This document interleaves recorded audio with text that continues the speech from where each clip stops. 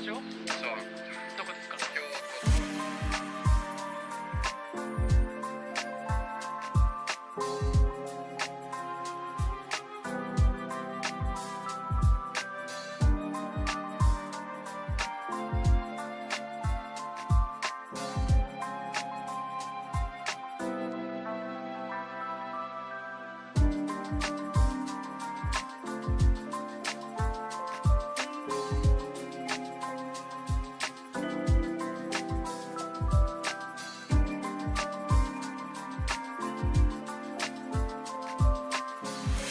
？3年くらい前なんですけど、東ヨーロッパに行ってみたいって言ったら、ウクライナ人が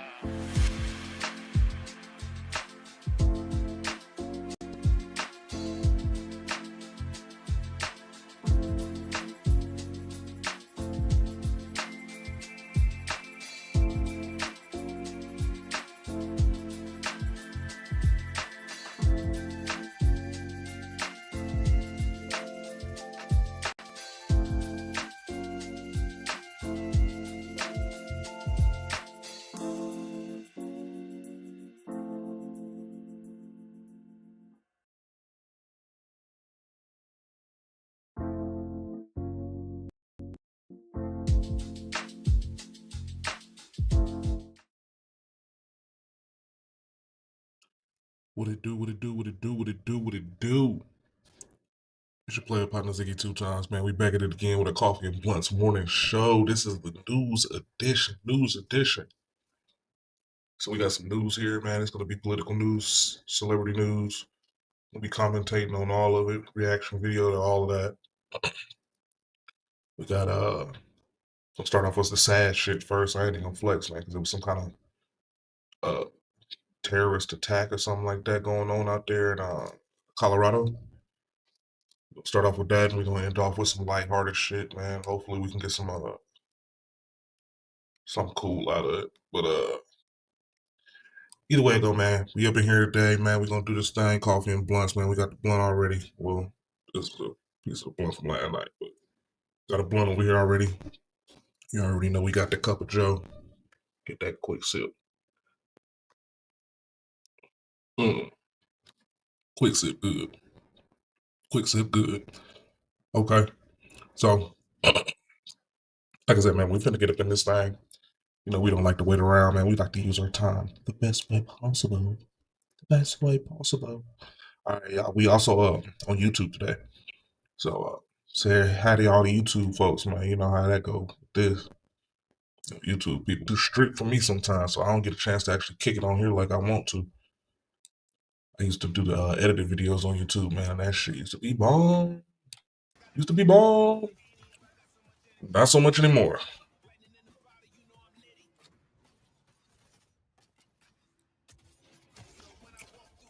Alright.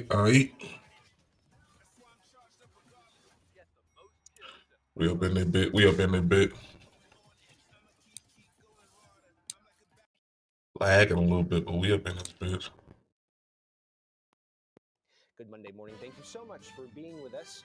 I'm Zach Lashway. With that, I want to get back to that breaking news we're following out of Boulder, Colorado. The feds there are investigating a targeted terror attack that left several people injured, including one person who is critical. The attack happened during a march, bringing attention to Israeli hostages held in Gaza. This is when Boulder police say a man with a weapon started setting people on fire. Started setting people on fire. Barr is in Washington with more on the The suspect in fuck? custody. Hi there. Authorities say the marchers that appear to have been targeted gather weekly to raise awareness about the Israeli hostages still being held in Gaza, part of a growing list of troubling attacks tied to that deadly conflict. This Wait, morning, you a mean to tell me painful there's a nigga recovery literally for 8 just setting folks victims on fire? and an entire community after investigators say a man used a makeshift flamethrower and shouted "Free Palestine" during an attack in Boulder, Colorado, on a march calling for the return of Israeli hostages still held in Gaza. It is clear that this is a targeted act of violence, and the FBI is investigating this as an act of terrorism. Videos from the scene show a man shouting and waving bottles filled with some kind of liquid. Authorities now identifying the suspect as 45-year-old Mohammed Sabri Solomon. Two senior law enforcement officials say he's an Egyptian national and that while the investigation is in the early stages, he What? appears to have acted alone. Police arrested him at the scene. And they immediately ran into a chaotic situation where a man was throwing Molotov cocktails and using other devices to hurt people. Witnesses joined in, rushing to help the victims between the ages Molotov of 52 to cocktails. Jesus 88, Christ. some with very serious burns. I was just like, how can I help? And they had like really bad burns all up on their legs. And then I went over to this other grass area that was like right by the front entrance. And there were some people, there was another lady on the ground with really bad burns on her legs, just like screaming. The attack follows the deadly shooting less than 2 weeks ago of two Israeli embassy staff members in Washington, D.C., after which investigators say the suspect Yeah, shouted damn. that he did it for Gaza. And as the war there between Did Israel it and for Hamas Gaza. drags on, both anti-Semitic and anti-Muslim hate crimes are on the rise. Senior White House officials say President Trump has been briefed on the attack as Colorado officials, including the governor, condemned the violence, saying the suspect should be prosecuted to the fullest extent of the law. In Washington, I'm Alice Barr. Back to you. Yeah, that's crazy right there, man. We can't poke fun at none of that, What if you man. can create your These own motherfuckers out here website doing by some saying, crazy "This shit, is what crazy, hateful shit, all in the name of trying to bring justice to something else. It's kind of counterintuitive, if you ask me, but you know, hey, if that's what y'all got to do to get your point across, I guess it makes sense. It just doesn't make sense to me. You ain't gonna never get no justification out of me for acting a fool in lieu of stuff not working right for you. If that's the case, then you'd be out there cussing out and beating up everybody that oppresses you at all. And I don't think that's a good way to work about or good way to work around anything either. The world ain't always built around your feelings, man. It's at least tiptoeing around you do about how you feel about shit. At least tiptoeing you do around the bullshit that you actually put yourself and others through, the better off your whole entire life will be, man. That's just how I go. Trade war with China again, one of your top DC daily headlines for June 2. Breaking overnight, trade tensions with China escalating again 3 weeks after both countries agreed to slash tariffs on one Yeah, because it another was a by 30-day proposal. 115% for 90 days. Now, China Yeah, says 90 the days. U.S. has, quote, seriously violated the trade truce in several ways, including pulling visas from Chinese students studying here in the States. On Friday, President Trump accused China of violating the trade truce, but didn't say how. Wall Street not liking the news, all three major indices down in overnight trading. President Trump doubling tariffs on aluminum and steel to 50% starting on Wednesday. But are the tariffs legal?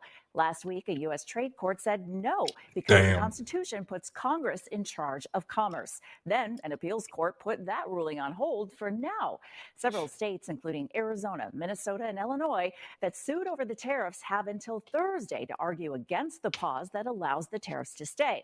The Trump White House has until next Monday to defend the tariffs. The president has also filed for the Supreme Court to take up the case. No word yet on whether they will. A trade deal with Pakistan is on the table, with President Trump meeting with Pakistani officials at the White House this week. Pakistan is looking to avoid 29% tariffs. President Trump says there can be no deal if Pakistan and India restart their military conflict. Well, Ukrainian and Russian delegations will meet in Istanbul for peace talks today, just hours after Ukraine carried out what could be its most damaging drone strike in Russia so far. All right, the strike is reportedly, says the White House, not briefed about, or the White House was not briefed about it. Ukrainian officials say that they have destroyed more than 40 Russian bomber planes on Sunday alone, saying it was part of a large-scale operation which took more than a year to execute. That strike was hours after Russia launched its largest drone strike with more than 470 drones and 7 missiles. Now, ahead of today's talks, Ukraine is proposing a 30-day ceasefire and the release of all prisoners. Israel says it will investigate after claims that Israeli troops fired onto crowds of civilians who were trying to get food from an aid station in Gaza. Witnesses say the troops fired from the aid site, which is run by an Israel-backed foundation. That foundation, though, denying any violence. Israel, they say, is blaming Hamas for spreading false information about any violence. The aid site has been open for less than a week, but again, conflicting reports that we're digging into for you. Markets move This fast, is really why I don't, sometimes too fast. One day why I don't stocks watch are the news. soaring, Good the next day they're God. taking a nosedive. So much shit going on out here. This is Fresh tariff terrible. worries hit the This is terrible shit going on out here in the news, man. And why is all of this stuff going on in Gaza and Israel and shit? Good God. I mean, they've been in a lot of turmoil for a long time, but Jesus. Jesus. Golly. We got a 2-minute market breakdown right quick just because of this tariff situation that just happened. Just talk about that. global markets. It's Monday, 2nd June, and here's what you need to know. Well, overnight, Asian shares closed lower, European shares slipped in early trade, and the US dollar weakened as US-China trade tensions continue to simmer. Wall Street futures are pointing to another negative open as well. Late on Friday, President Trump announced a doubling of tariffs on steel and aluminium to 50%. And overnight, China has accused the US of, quote, seriously violating a truce between the two. China has said that it would take measures to defend itself. President Trump has lauded an agreement between Nippon Steel and US Steel at a political rally, but he stopped short of giving his final approval. His predecessor, President Biden, had blocked it, but the current president has until next week to make his final decision. Nippon Steel has been trying to get the deal done since 2023, but has faced opposition from the unions and 2 national security reviews. Our number of the day is $9 billion. That's roughly what Francis Sanofi will pay for US-based Blueprint medicines. Sanofi is hoping that the deal will boost its position in rare immunology diseases. And in fact, this is the biggest healthcare deal in Europe this year so far. Both companies said that Sanofi will pay $129 per share in cash. Our stock of the day is Ford. The car giant is recalling more than 29,000 vehicles. This is due to a detached control arm that can cause loss of steering and control, according to authorities. The vehicles in question are the 2024-2025 F-150 Lightning BEVs. Fed Chair Jerome Powell is due to speak later today at a conference. Overnight, his fellow policy... So he did that shit fast as fuck, man. Christopher The Wallace. Fords is crashing, y'all. You heard that shit right, man. The Fords is crashing. Control arm issues. Factory reset. Ford Lightnings. F-150 Lightnings. I mean, your Raptor probably ain't safe either, or your regular Ford heavy duties. Watch yourself. Spoke in Korea. Said that shit so damn Fed was fast. open to cutting interest rates later this year, but said that tariffs had temporarily pushed up price pressures. And that's what you need to know this morning.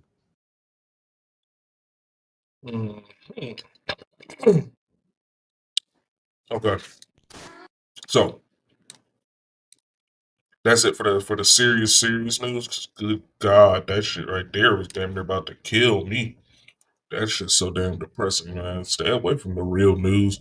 Come to whoever you like personality-wise that can tell you what the hell's going on out there that has actually a non-objective opinion. And give you some straight up from the hip talk, man, on the news situation, because all of that was crazy. Tell somebody that, have somebody that can break it down for you that you like to listen to. Because if you listen to the news anchors, it's doom and gloom 99% of the time. The news, especially the mainstream legacy media, is fear mongers. Just happened over in like the UK. Here goes Big E right quick, man. My boy Big They E. announced a lot of their stuff over in the NA area, but I think in the last couple of years, they've actually announced quite a bit over in the UK area, which is good. I don't think you want to show like a bias in any side of the world. The thing is, it used to be that TwitchCons were like super hyper focused around what is new and what's coming. This where like now the last few years, ever since like 2018, 2019, TwitchCons have just been more of like just the party aesthetic, like the getting together for a con and an event. I mean, they always do these kind of like updates and stuff, but it really has been since like 2018 since we've got like pinnacle groundbreaking updates to the website. Now, this one, I would honestly say that this TwitchCon opening ceremony and the TwitchCon updates, I would honestly say that the Twitch updates from this one, there's actually a few good ones. Once again, in Twitch fashion, they do the whole like, here's this good thing, and it's actually not what you think it is. Of course. So here's just a list of updates. This is all from Twitch. Unity Guild Lounge. I could give a fuck less. Meetup. So these are 4 TwitchCon meetups everywhere. That's cool. Partner Lounge updates. The Partner Lounge at TwitchCons are absolutely fucking lame as fuck. This is where DreamHack takes the W. They have just regular creator lounges. You don't need to be a partner of a specific platform to get into the creator lounge. You could just be like a good creator. I understand why Twitch does this. Like, you got to have an incentive for partners, but this has always been some kind of like suck me off system. I don't know if you guys have ever been to TwitchCons. This has always been kind of lame and silly. If you're with a friend group where 3 of you guys are partnered and one isn't because maybe they're a YouTube streamer or something, or maybe they're just like a fresh streamer, they're not allowed in there with you because it's a partners only lounge. It's an exclusive little thing. I don't know. I just always thought it was just cringy as fuck. Mobile gets a makeover. We'll be rolling out. So this is actually a good update. Mobile gets a makeover. We'll be rolling out a dual format streaming and vertical viewing later this year. Streaming in horizontal and vertical at the same time. So your stream works for both desktop diehards and phone scrollers. No more sideways necks. The reason why this is a good update, specifically for the mobile, obviously like for the desktop and the TV, none of this matters. But for the mobile, this is good because this is how I would assume that they're going to develop some kind of system on Twitch to where when you automatically open up your app, it's going to be more mobile streams like this to where people could get discovered. So you can start bringing some kind of sense of discovery over to the mobile side, which I've talked about Kick doing this for a while. Like, Kick needs to bring like just some kind of mobile some automatic mobile feed to the site, because I mean TikTok has it, YouTube Shorts has it now. If you stream into YouTube Shorts and you start trying to sell me shit, I don't buy shit. Scrolling the Shorts feed, or you scroll the TikTok feed in the For You page, both those platforms, you can just come across these vertical streams. I think the way that Twitch is doing this, if I'm understanding it correctly, I think it's auto, which is actually huge. I don't know. I don't think this means that they have to stream both vertical and horizontal to the platform. If that's the case, this is actually really big, because that's like one of the hiccups with like YouTube, for example. You have to stream a horizontal stream and you have to like let you stream to 2 separate keys, one vertical and one horizontal. Yeah, I don't think that's how it is. I think it's automatic. I think your streaming horizontal and vertical at the same time. So it's very confusing. So I think it's automatic because it says we'll be rolling out a dual format streaming and vertical viewing later this year. So the idea would be if you just stream like how my stream's horizontal right now, it could auto vertical. It could be an auto vertical for the vertical feed. But then this is confusing. Stream in both horizontal and vertical. Stream in horizontal and vertical at the same time. So your stream works for both desktop diehards and phone scrollers. No more sideways necks. See, a lot of people say I don't give like the credit where it's due with Twitch. If this update allows you to stream horizontally and it will do an auto vertical, this is a big update. Yeah, that is. Are you a YouTube creator looking for boost your earnings without extra effort? Discover Microsoft Network, an ecosystem where your videos That is can reach big. billions If the of auto users. does it. Add your existing Only if it auto does it though, because if it doesn't auto do it, then and I have to do it myself, then that kind of defeats the purpose. I'd just rather pick one or the other and then let people choose how they want to do it. But if it's auto, then that means that everybody's gonna implement the auto. Man, that shit gonna be lit as fuck. Imagine I could just stream like how I am right now, and they just auto set it to where should 100% adapt to that. If that's Get what an they AI should. situation Update number 2. to where Actually, W fucking update. now we going up to 2K Twitch. Okay. But yeah, imagine it can auto does a vertical for me, and I do like on TikTok or Instagram or something like that. It just does an auto vertical instead of having me have the ATEM plug in or the Meld Dual plug in, because all of that shit just eats up CPU. You know what I mean? W fucking update from Twitch, but I'm a little confused. So Twitch is updating to 2K 1440p. You know, it's funny, they're showing like the differences in this, and it's like, dude, it's negligible. It's very negligible when you're zooming in like this. This is a bad comparison of like showing the differences. Get early access. This is where I'm just like, okay. Get early access to 2K streaming. We're expanding access to 2K 1440p streaming. Clearer streams, fewer dropped frames, roll up, stream in HD. Affiliates and partners can sign up to request access now. You click the link. This is where you require it. I don't like how. So I would assume they're going to just like pick the people with like the highest cards and CPUs, and that's what's going to allow them access. I wonder if they're actually going to do, if it's like more of a lottery system. I have no idea. This also depends on the encoding too, right, chat?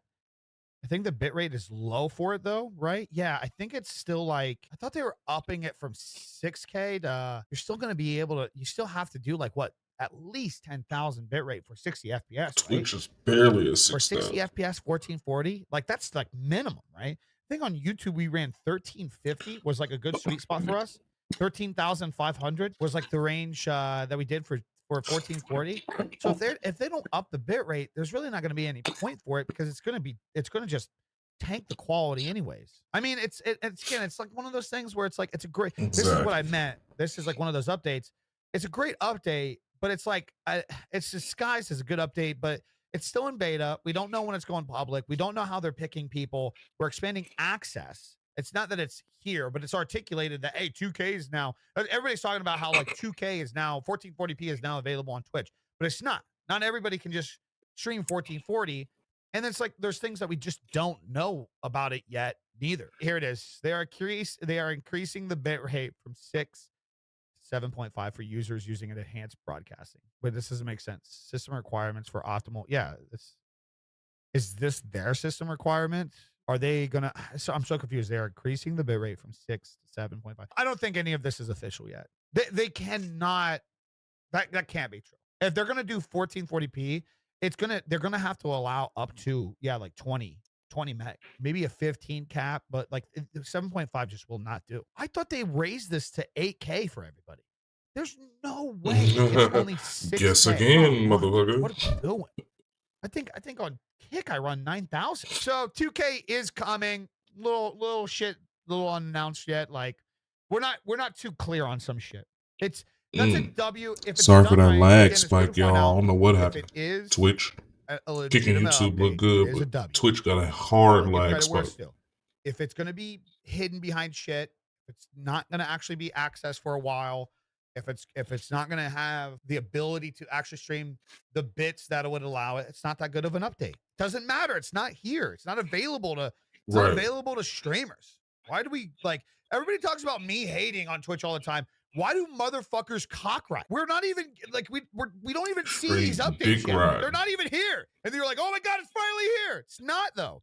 All right, combos, the new hype train. Say hello to combos, bit-powered reactions that erupt on screen as viewers rally together. It's like hype train, got weird in a good way. You know what's interesting is Twitch has really invested. Well, I mean, this makes sense. This is just a TikTok rip. That's exactly what TikTok is, isn't it? That's smart. You got to take the things from the sites to make it better. You got to. That's smart. And you know what's funny? This looks polished. This looks that well actually off. does look pretty good. Imagine that.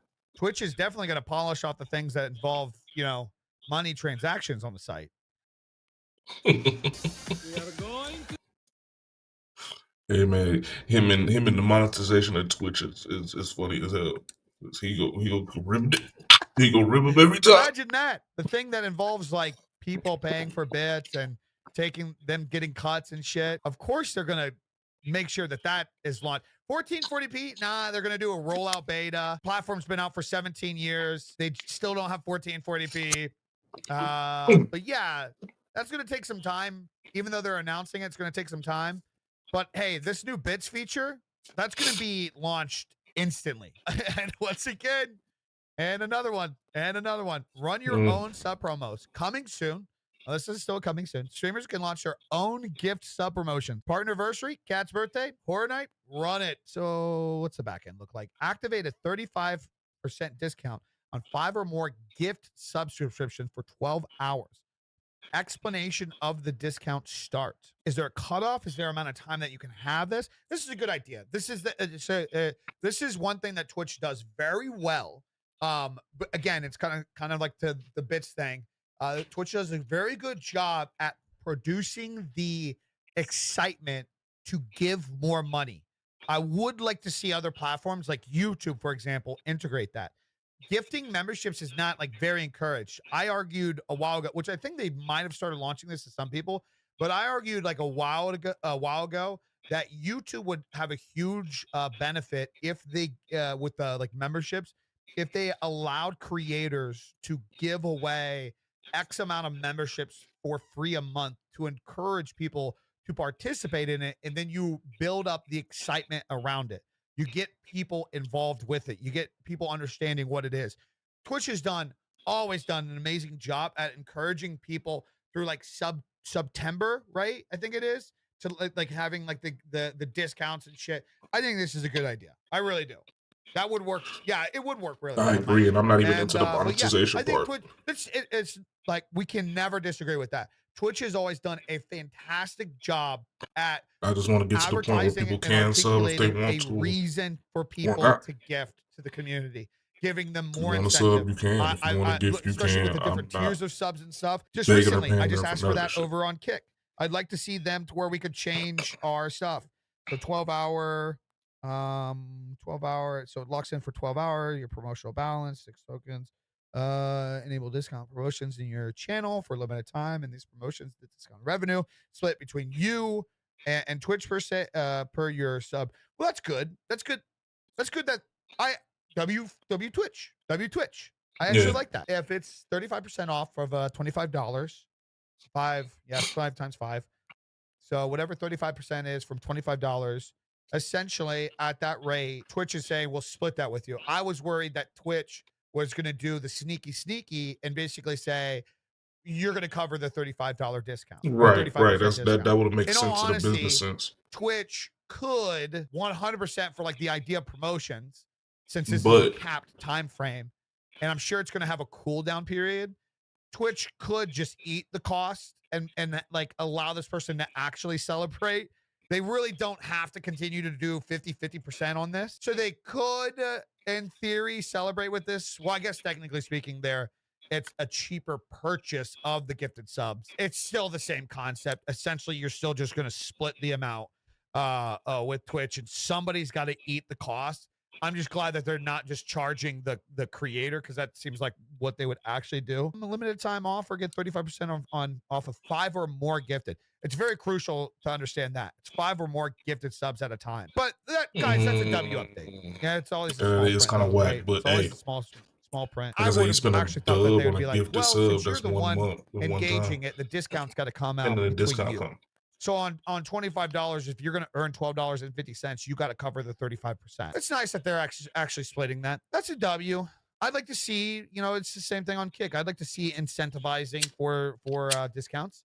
I would cover that. I'd be happy with that. I would gladly take a 35% cut to encourage more people to join the subscribers.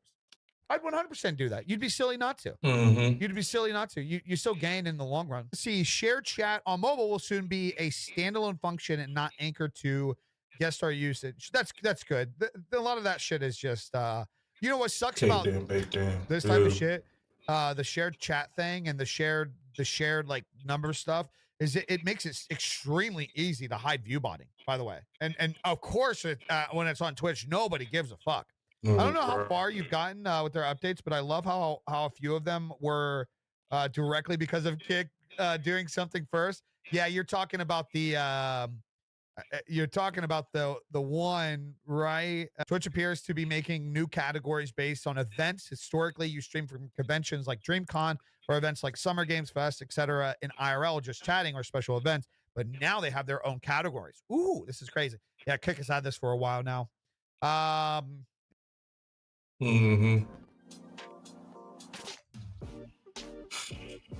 Yeah, a lot of these Twitch updates are things that Kick already has, but it's cool to see on Twitch because Twitch is still the bigger platform. You can't really hunt down, like, we can't really go too hard on like the idea of like, wow, Twitch stole that. Guys, like, I mean, at the end of the day, Kick took their entire layout from Twitch. I think somebody even found somewhere like the TOS was literally fucking copy pasted or some shit. So here's the big one. This is the epic moment. This is the epic COD fashion that I wanted to talk about. Hey, they're making you look over here, but I wanted to just explain how fucking stupid this is. And again, I mean, we looked over all the other things, and it's like, listen, guys, it's I would love if I could constantly just say, hey, they're really cleaning stuff up over there. You know what? After all these years of coming off as a negative platform that turns their back on the creators, they're doing a good job. I'd love to do that. I don't know why everybody thinks I'm rooting for the idea that they constantly just do stupid shit. I guess you'd say there's an articulation that it does benefit me as a creator because I can make videos like this mocking the platform, sure, but I can do that realistically about anything. There's so many controversial things on the internet where it doesn't have to be Twitch. Twitch could just make a few W updates and we could be like, oh, that's actually pretty good. It's insane. Good job, Twitch. But they're not going to do that. I really wish WoW was bigger over here. I would full switch in a heartbeat. Make it big over here. Go create content about WoW. Go grow a community. Bring them over here. And then you can be the top dog on the platform. And in typical Twitch fashion, they can't do that. So Twitch's upcoming rewind function that they announced at TwitchCon, which is like, first and foremost, people are praising this over there. Like, this isn't available on every other platform. There's no excuse for this one. There's no excuse for this one. Twitch should have had this years ago. So this is where I will like mock the platform and say, how are you celebrating this as a W in 2025? You are so fucking behind in this. It's insane. And this platform pretends to be the leading innovator in the streaming world. Premier platform. This is technology that is so far behind. They are, the fact that they're just now coming out with this in 2025 should be concerning. It should be concerning. But lo and behold, that's not even the legit scenario. Twitch's upcoming rewind function will be paywall. Oh, Not a paid subscription to the channel or an active turbo subscription. active turbo subscription. A common feature that you see on a site even like Kick, this like third-party fucking dog shit site that people articulate, completely free and available to everybody on the platform. It's available on many platforms, by the way, in a live format. Of course, Twitch puts a fucking paywall behind it. Twitch is going to put rewinding a stream, something most sites can do, including YouTube and Kick, behind a fucking paid subscription. Oh my God, dude. You just can't make it up, brother. You just can't make it up. And then people are like, oh, it's kind of smart, man. Oh my God. No, it's not. It's not smart at all. It's just another dog shit update to funnel incorporate people the into user. your Listen, if to Twitch spend money, wanted to, man. if Twitch wanted to juice Turbo subscription, they would make Turbo include your gift and sub every single month, and they would give more perks and benefits to Turbo. It's hard to be positive about this platform. That's the thing. You get what I'm saying? Somebody says, of course, Kick didn't invent a true live rewind because it's not possible with IVS. Doesn't matter. We have it. We have it over here. We have live rewind. I don't give a fuck which way you put it and how you put it together.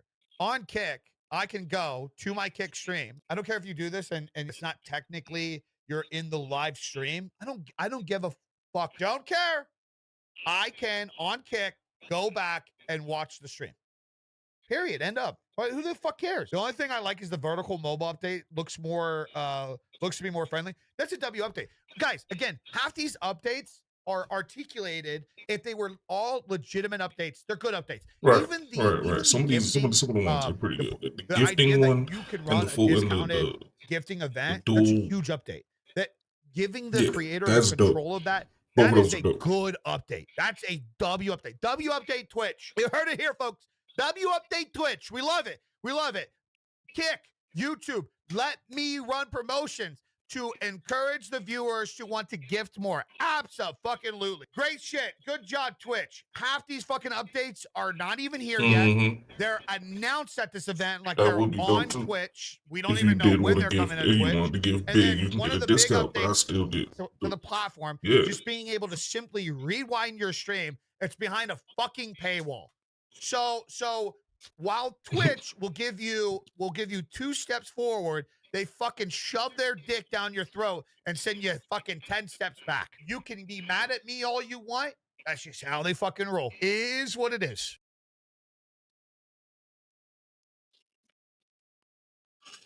You got a point. Got a point. I don't know who this person here is. Tectone. How do you protect your book from being I've been hearing him stolen or popping up a lot misused recently, and I have no clue who it If is. you've So written a book and you're bear thinking with about me. publishing it, you I'm have to new. watch this video. Hi, I'm Sarah from Spot. The title of this video will be Goodbye.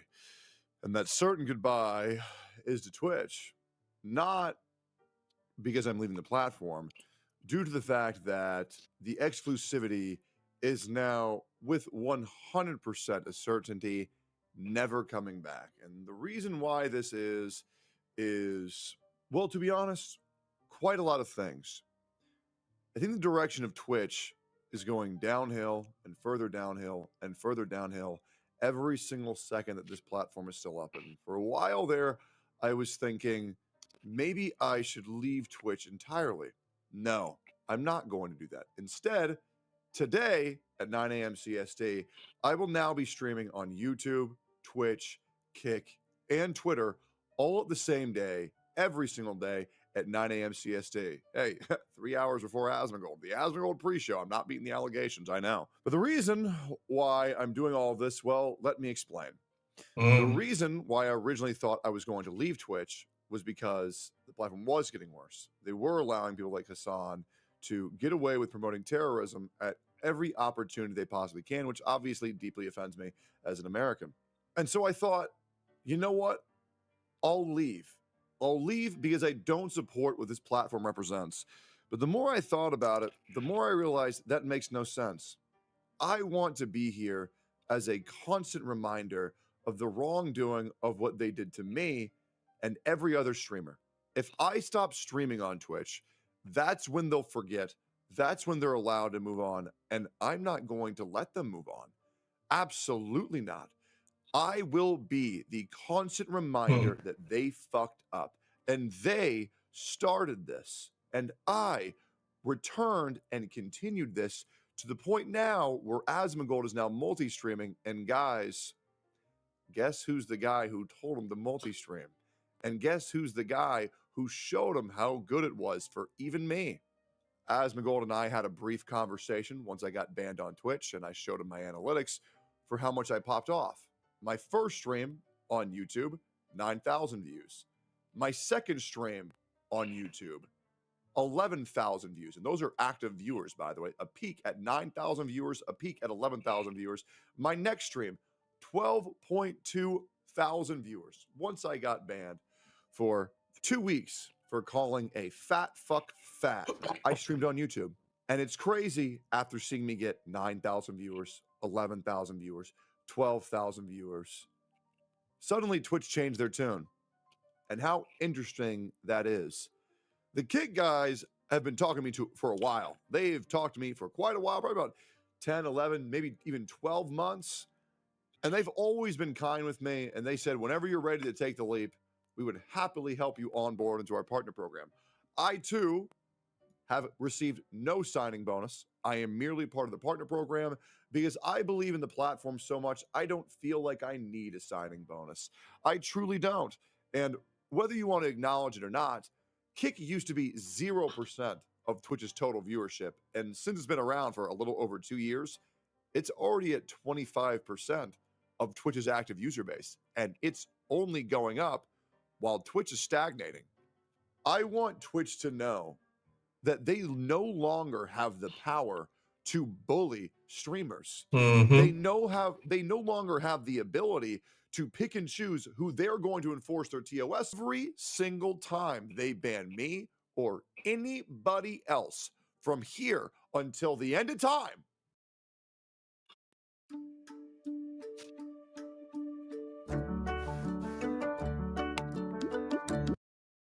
Okay, go ahead. I will take all of those viewers. I will take all of that clout, and I will bring it over to the other platforms, just like I did for YouTube, just like I will do for Twitter and Kick. And the other great thing about me streaming on Kick, and let's talk about why I'm doing this, is because Kick makes a fuck ton of money. And you know what I like? Money.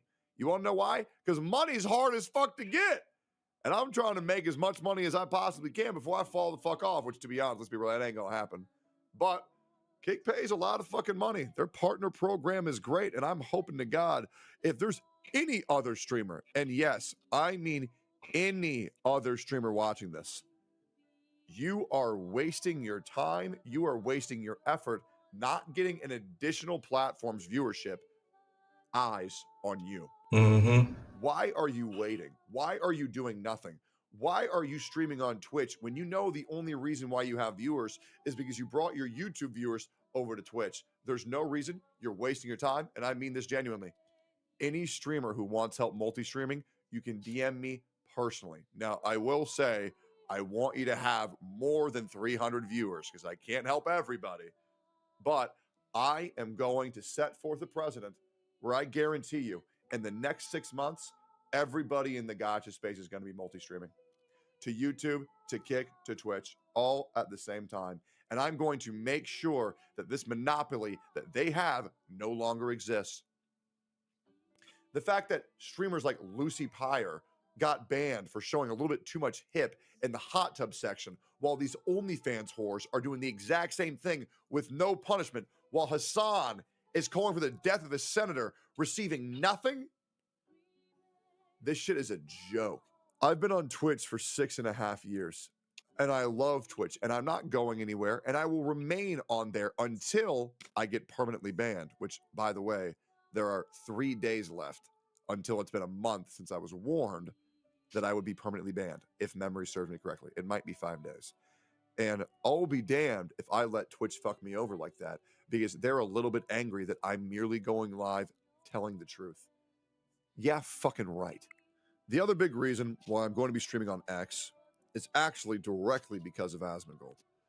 Asmongold is a very good friend of mine, and he is talking with Elon Musk, who I think is a little bit stupid for what they did for Path of Exile 2, but I recognize they make some good products. And I believe with those two working together, I believe they can get Twitter streaming off the fucking ground. And what type of friend would I be if someone was trying to make a change and I was not there with them, attempting to help them make that change? If there's one thing that you guys know about me, it is when my friends need me, I am always there no matter what. And if Asmongold wants to try this multi-streaming thing, like I inspired him to do, he inspired me to do Kick and Twitter, I might as well. And I'm hoping this video inspires more people to do that very same thing. Twitch is unsafe, it is unstable, it is unreliable, and you can be banned at any moment for doing nothing if it goes against the agenda of the moderation team on Twitch. And me personally, I think that's fucking bullshit. I want to put my money where my mouth is. Right. YouTube streams have been insane. I'm actually now getting more viewers on YouTube than I get on Twitch after 1 month of work. It's been insane. Kick, I am going to be real, hoping to God that takes off. I'm hoping I get at least an extra 1,000 viewers on there. But that being said, 1,000 viewers on Kick makes more money than 5,000 viewers on Twitch. And that's real, by the way. That's Is that crazy. not fucking insane? That's how bad the ads are on Twitch. And I will also say this. With Kick, I will be able to bring back anime react streams, which I'm very excited to do. I will do some exclusive Kick streams when I want to do my anime reactions. Twitter, I'm going to use for whatever. I have no idea what to expect with that, but I figured I might as well. I could do and I'm anime looking forward to that reactions in this greatly. bitch. But I wanted to do this I didn't not even just think for me, about that but shit. for every single person who has ever felt slighted on Twitch whatsoever, to inspire them to make a change. Twitch, I mean this genuinely. I Yeah, we love gonna being do a some streamer on your platform. I love the community I've garnered little on Twitch. updatey I don't dates, plan on man. going anywhere. We got to But get the the problem new is, meta I no going. longer feel safe putting all my eggs in one basket like I used to for you. I don't.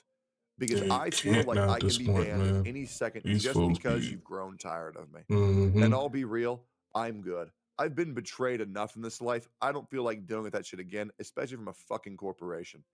Get your shit together. And I want to make this very clear. This is not about Hassan. It's what about Hassan represents. If you ban Hassan, it does nothing. It would be quite funny. Shouts out to you, Nux. But you need to change your policies in order to not let people promote this harmful agenda that's currently being promoted on Twitch. That needs to happen. And I will be on Twitch singing that gospel Yeah, that shit every is. fucking day. This If you follow my Twitch. channel and you're still hearing this I'm video, not gonna lie to you. please, Whenever I go I to Twitch, I encourage you to look at the follow me stuff that's on going Kick on and over Twitter. there, The and I links will instantly want to be go in the back to Kick description. or watch And I Kick or look forward do to this recon next on journey YouTube on for Twitter and Kick. my streams. I believe I we don't are really, I currently can't really at the get down best with the point Twitch I have Twitch ever all been in that my much, entire but career. I believe we are making content at that is least for helping watching save purposes, people's there's lives, a or few at least people that I help watch on people's here, and lives that's to about go it. in the right direction, But rather than just making for it the most mindless part, drivel. I'm very proud of my Twitch community. You guys are chats be handling the going comments, crazy. controversial topics with It's like the elegance and Wild grace, West, and I'm man. very, And very, then very proud people of be all of you guys reacting supporting to this their way. chat, More and then creators that's reaching just out to me, even more more than the Wild unsubscribed West. This podcasts shit that I'm is a very proud crazy, of, and it's I've a made some shit show great for a friends lot of along the way. times, and a lot of Thank you those guys situations. so much, So and it's I kind of hope scary. that you guys will join me But on like, Twitch, YouTube, dog, Kick, and Twitter, which is what I consider to be it's the future a of tough streaming. deal, man. It is a tough deal out here in this damn stream space because there's a lot of people doing it. A lot of people doing it. And shit, I ain't trying to just be one of the people out here doing it. I want to be one of the best. Got that in me. Got that dog in me. That dog in me. It's all in there.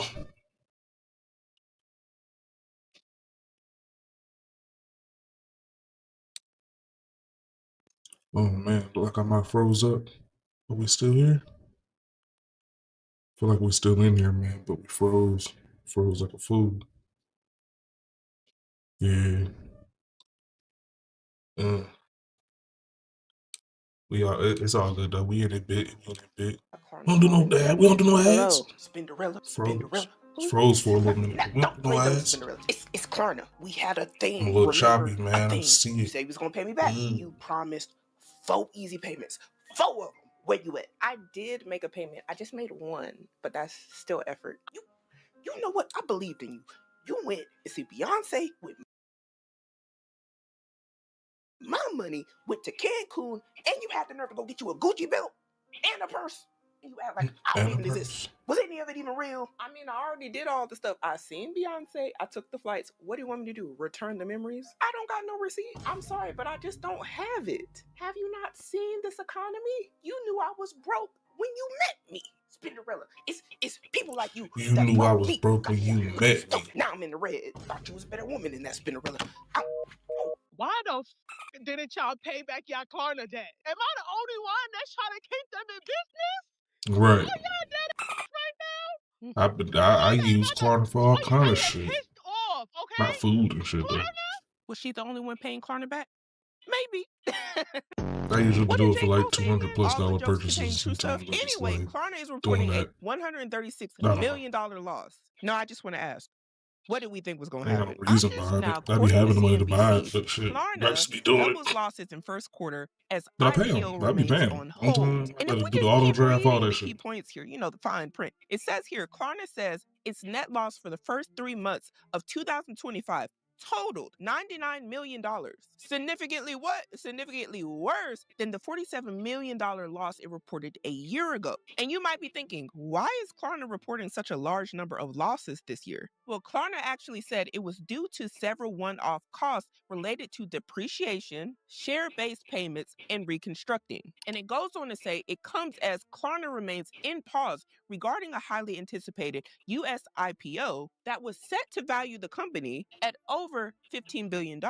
And you know what's crazy, y'all? Klarna says it now has over 100 million active users and 724,000 merchant partners globally. And according to NBC News, industry-wide, buy now, pay later borrowers are increasingly falling behind on their loan payments. Now, it says here, LendingTree did a survey last month and it showcased that 41% of users said they paid late within the last year. And that's up a whopping 34% since the previous year, y'all. And it goes on to say at least a quarter of the buy now, pay later users took out loans to pay for groceries. And that's up 14% since last year. Pretty much people ain't got it like that, y'all. And it goes on to say, U.S. consumer debt rose by $167 billion to hit a record $18.2 trillion in the first quarter. And that's Damn. what the Federal Reserve reported last week. Klarna is pretty much going bankrupt Whoa. because no one is paying them back.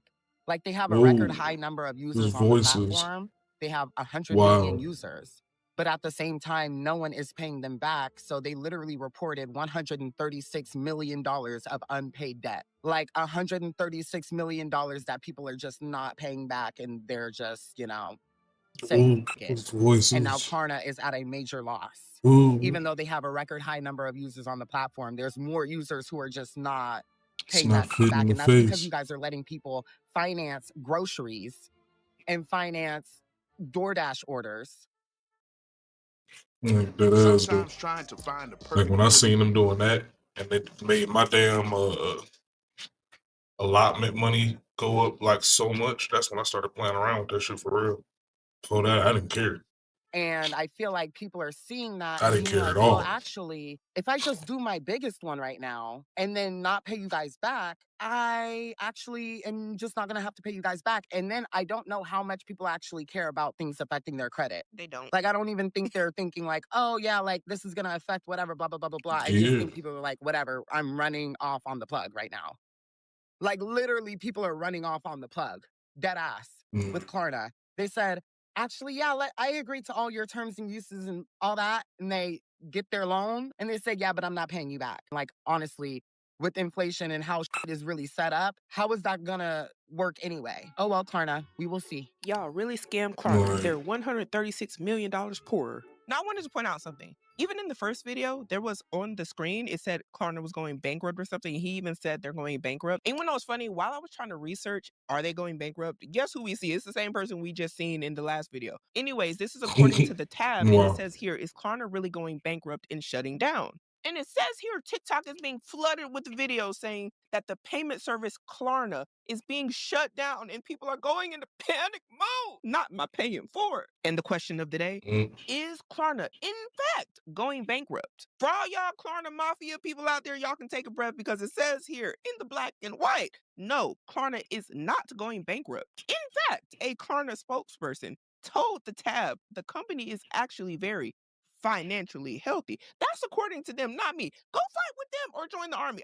And it goes on to say that people instantly assumed that these losses were caused because people were not paying back their loans. But that's actually not true according to this article. And probably a bit of what I read earlier. It goes on to say here that Klarna is in the middle of a big stock market deal called an IPO, and that's whenever the company is able to be bought by us regular people on the stock market. But they said they had to pause that last month after Trump's new tariff deals caused chaos. Going on to say that that is the main reason for the losses. Now, that's according to them, but I know y'all still ain't paying them folks back. Some of y'all definitely ran off on the plug. And with all the knowledge that we just gathered, I would say this. There's probably many different factors of why they are reporting large losses, and a lot of y'all ain't paying Klarna back their money, and y'all know, two things can be true at once. Y'all putting Klarna in debt is absolutely crazy. You guys are really not paying Klarna back.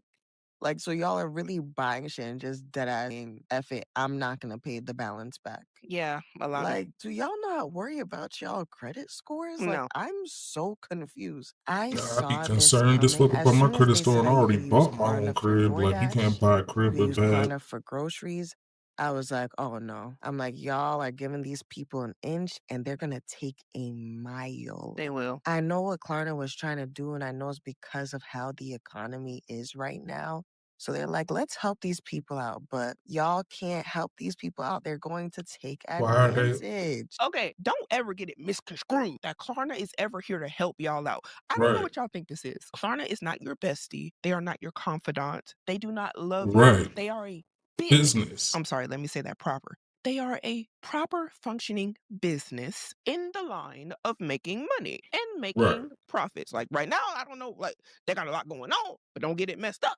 The money you take from them is a loan and you owe them back.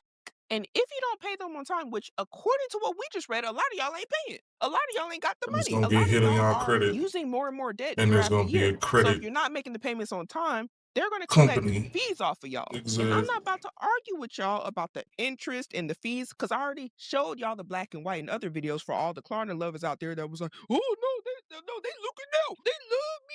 They came through clutch. And for those of you who use the platform properly and paid your stuff on time, I'm happy for you. But I'm talking about the folks that are Mm-hmm. irresponsible with money. And we know that there's a whole lot of y'all out Whole there. bunch And of whether them. we talking Klarna, Because Zip, I'm bad on my Afterpay, Affirm, credit all of cards these different sometimes. buy now, pay laters, you either getting I'm hit with bad on late them fees or you're sometimes. getting I hit ain't with even high lie. interest charges. And a lot of y'all don't Beat read my enough shit black up. and white to know which one is which and what's the difference and what the penalties will be for you if you aren't paying on time. All some of y'all here is paying for, or I can break it up into 12 months. People are really doing their big one, ordering, probably making a big ass order on DoorDash, big ass order of groceries, and they're like, all right, well, just gonna pay that like one, because you know with Klarna, like you pay that 1/4 of the payment, or you could like pay monthly, like they have different deals. So people are just paying that one payment and then like saying F it. Yeah. Y'all, please don't ruin it for the rest of us. Please don't ruin it for the rest of us, because now, since y'all started acting up, I bet you Klarna's about to get so strict. Like, you're probably gonna have a perfect credit score to be able to use Klarna. I swear to God. You know what's really getting me? It's the begging each other to act right. And Like, y'all for know real. y'all peers ain't gonna Like, act right. Man, must we we remind be you of the having to, though, demographic of man. people using Klarna? Okay. Y'all, tell me why I You tried to have to move do money that into my shit. savings account and my bank wasn't working. And then as soon as it starts working, I go into my account and Klarna got my money. I wasn't ready to pay Klarna. I was going to pay Klarna on Wednesday. Huh. But Klarna bypassed, I don't even know how, my lock feature on my card and took. When Google Fiber first you unlocked your card for a second, and it was the second that they needed to get that shit out your ass. Because you owed them. Like, don't be acting all like somehow they, and, on some of that weak shit. You know what the fuck happened. Did you snort? And took $79 out of my account. It left me with $3. I guess I'm walking home from work. So that sounded like they got their money. She said Klarna got my Right. money. y'all be having the game messed up. Klarna got Klarna they money. got If they you money. owe You somebody owed money it, and y'all nigga. out doing, I don't care what it is. That's they money. So you mean to tell me if you set it up to where you can What up, have Lady withdrawal Luckshot? funds What's that going should be on? there because you said you was gonna give them their money Exactly. intact. Poor, when you say poor Klarna, honestly. That's these fucks, man. Oh, man. What's going on?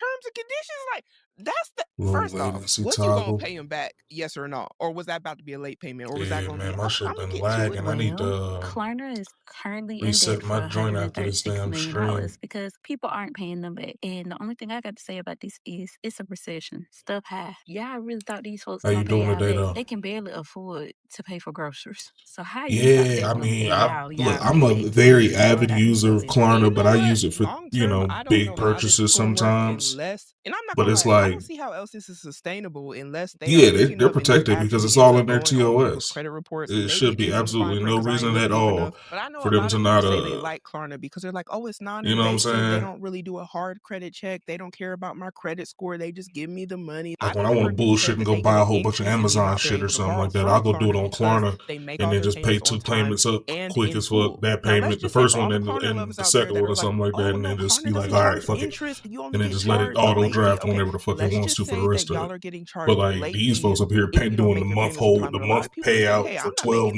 y'all months ain't and getting no money out of me. I'm broke. fucking How this is the shit business all up. model from They Klarna doing it dirty. sustainable? Who is going to collect the late fee money? This has He to said come we from should protect somewhere to them. ensure that the company Who, is able to Klarna stay or the afloat people? because otherwise the business model doesn't make sense. Will it be Klarna? Will this end up going on your credit? Will it end up affecting you somehow, some way? I'm not sure because they I wouldn't mean, do this honestly, unless they yeah. could make I money mean, I off of got it. decent Make no credit, but I still still like to They are just in this keep to more money make in my money like off cash of in the my fact that pocket. people are making late payments or For not making any definitely. payments at all. So I don't know how this is I going to play feel out in that. a few years, but I'm I curious to mean, I'm see. not And for those of you jocking them that right have now not so been bad, but paying your Klarna these debt, folks go is do it now. tripping. Because tell me why I just saw a video of them filing bankruptcy. Where's the video of them filing bankruptcy? Because we just reported and shown that they're not filing bankruptcy. Where do y'all get the info from? Each other? Maybe she meant she's seen a Yeah, video of somebody else saying that they were right. filing Hey, bankruptcy because Klarna has not if it reported gives you the that ability they are to filing budget your bankruptcy. shit We out a gotta little just bit do a better little bit of than research on you our own, normally y'all. would be There's able nothing wrong to, with just then a quick fuck it. Google search. Hey, is that true? Even if I say something, I don't care who it is. Y'all have to do Like they your own messing, they research on fucking up the stuff because a game. I'm lot of over the here about stuff to try to people out here Klarna just my repeating damn what the next some person said. Anyway, upgrades for I my ain't gonna damn get into streaming it. We setup. can't lose it. And Klarna is like our bestie. We can't lose our touching bestie. Go touching the pay this church's thing now. money right Let now me at tell this you, point. some of y'all think Klarna is your bestie. They'll do you dirty at the drop of a dime. And if this is how some of It y'all ain't treat it y'all ain't it besties, ain't I don't cute. want no It parts ain't of it. cute. No way. I don't think Klarna want no part of it because some of y'all ain't even good friends. How Klarna your bestie, but Klarna ain't getting paid their money back that you owe? You wouldn't even give them back $1. I kind of feel Thanks like for the seeing follow. how people Appreciate that. interact with Klarna is a Man, I real don't know what's social going on with my experiment with how alerts. people act with their I still family need and to go people figure they that owe out, money man. to. All of a I sudden, you gotta don't know take a me and you day ain't got it. All to of a fix my sudden, damn when alerts I and need stuff. my money back, I But gets yeah, it man, last. Come on. they can't It's a lot of let people out here saying they Klarna go love down, Klarna, they man. love to use it, and I agree that they This is probably a do. And this is long exactly how ass you would treat video. your friends. You love them, but you love to use them. You do them dirty. And you know why you call them bestie? You know why This you is a try to long butter them video. up? I'm sorry. I didn't think it was gonna be this long. Breaking it down for forever. It's never been easier to start a podcast than with Riverside. It was like 20 minutes so far of me just watching that. Here's how it works. First, go to riverside.fm.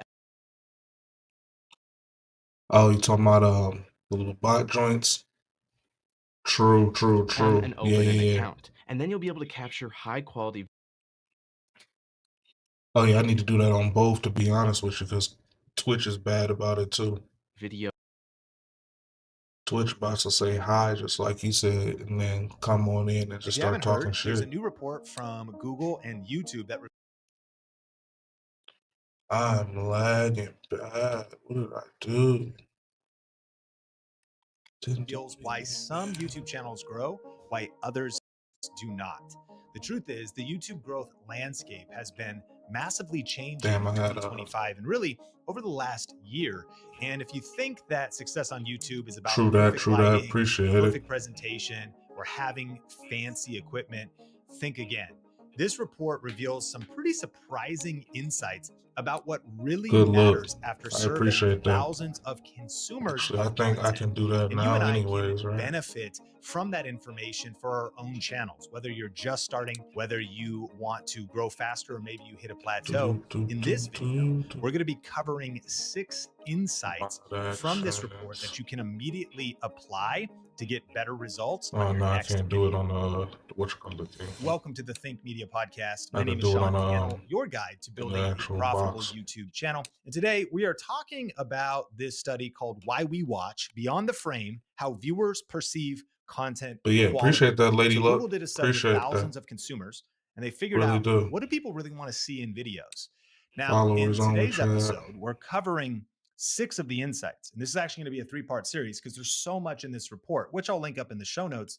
But the cool thing is, this isn't theory. This isn't outdated advice. Respect And that. this isn't just Respect somebody's that. opinion.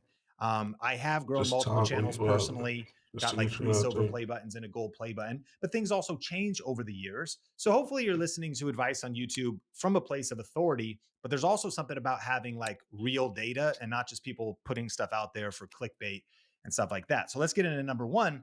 And here's the takeaway: share personal stories behind your teaching points. The stat: brain scans show 73% higher engagement during personal storytelling moments. Respect. So they hook some Respect. people up to some machines with wires into their brains. And when watching a video, there's something about the Oh, information, appreciate the it, man. facts, the Appreciate it. Thank you details. so much. But when we click into story mode, 73% higher. I would appreciate that. I don't know if we are either. I do either early Story. mornings Now, and then I do real late storytelling itself nights. is an art form. You know, you Usually don't want I to still take work 2 the 9 to hours to 5 tell at a like the life middle of story the to day and illustrate shit one like point, that. right? So So kind of figuring But out how to tie it in. yeah, yeah, But this appreciate you reminds if me you of a really do. famous quote I that mean, hey, I says, appreciate you even doing the "Facts follow, man. I'm tell, happy with that but stories because I sell." really And in rarely, business, I think that's important to know. The stories are they illustrate things, rarely right? They ever bring do life to anything it. And like our that. I just brains kind are of get on wired here for and just stories. watch So stuff, and then sometimes if it's sometimes I'll play a too game or two. monotonous, But if appreciate it's it. too Thank you so much. monotonous, You let have a me great different way rest how of to your say day. that word. If it's too droning on, it's just all information. You gotta liven it up with some personal stories. And the insight is that viewers can connect more deeply with content that includes real experiences rather than just information. And an application could be to start your next video something that This wasn't supposed to be in my watch later. I'm sorry, y'all. That was for me to actually watch later, not for y'all. That's just part of the bad UI on YouTube. I'm sorry. I'm calling the shots. I apologize. I'm the Let's face see of in this time. organization. You always gonna be in my shadow.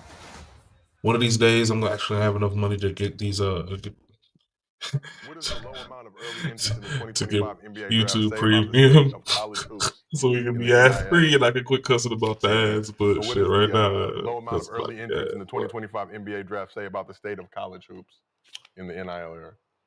Well, don't say nothing about the college Man, hoops. in Just say the everything you NIL want. You era got the young is guys trying to come out. ridiculous now. Yeah, they're seeing a bunch of examples It of is crazy ass change. things not panning out the way you think it's gonna pan out. Not gonna come out. You're not gonna play right away. You're gonna have to go through the grind. You're gonna have to prove yourself. And so Right. the glitz and glamour of all the social media praise is handing you something right away. But this must have been the It's a day longer before road for that. Everybody's because seeing they it. So the lost. guys are saying, I can go make money in college. They And lost. stay longer and OKC secure and this 4. bag more than I have to go and put up with not playing because I'm a project instead of an established product. So I think that's more important to these guys now. I think is establishing themselves as something more than just a project in the NBA that can be thrown away at any moment.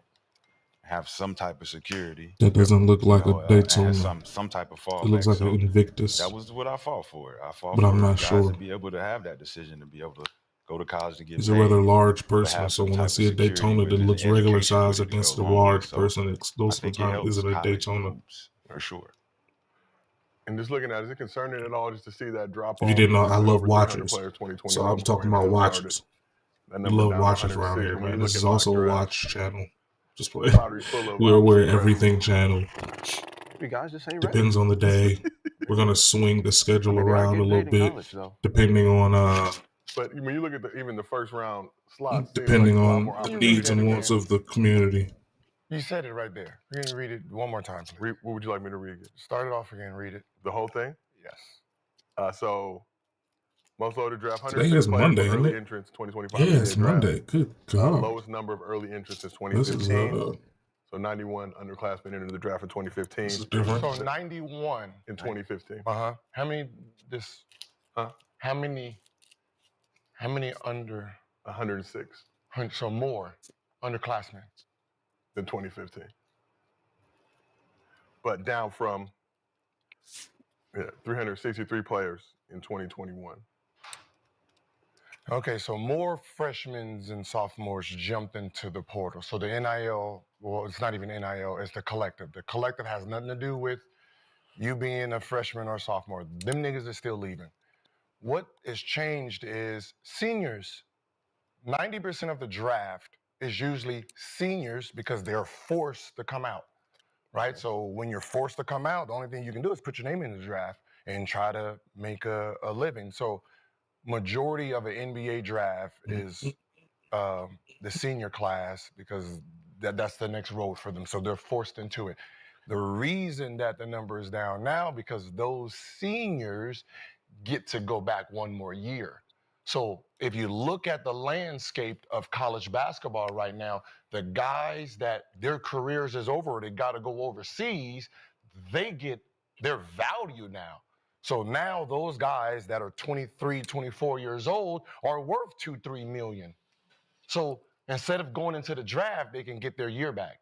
Oh, hey, I'm part of the COVID year. Can I get my year back? So all the seniors that will be coming into the draft, they're staying one more year. Those are the guys that are getting the $2 million, the $4 million.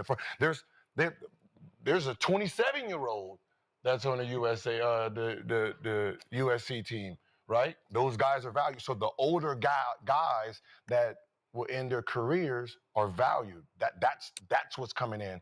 All the overseas kids that didn't come over here because they never had a value. Now those guys are coming into college basketball.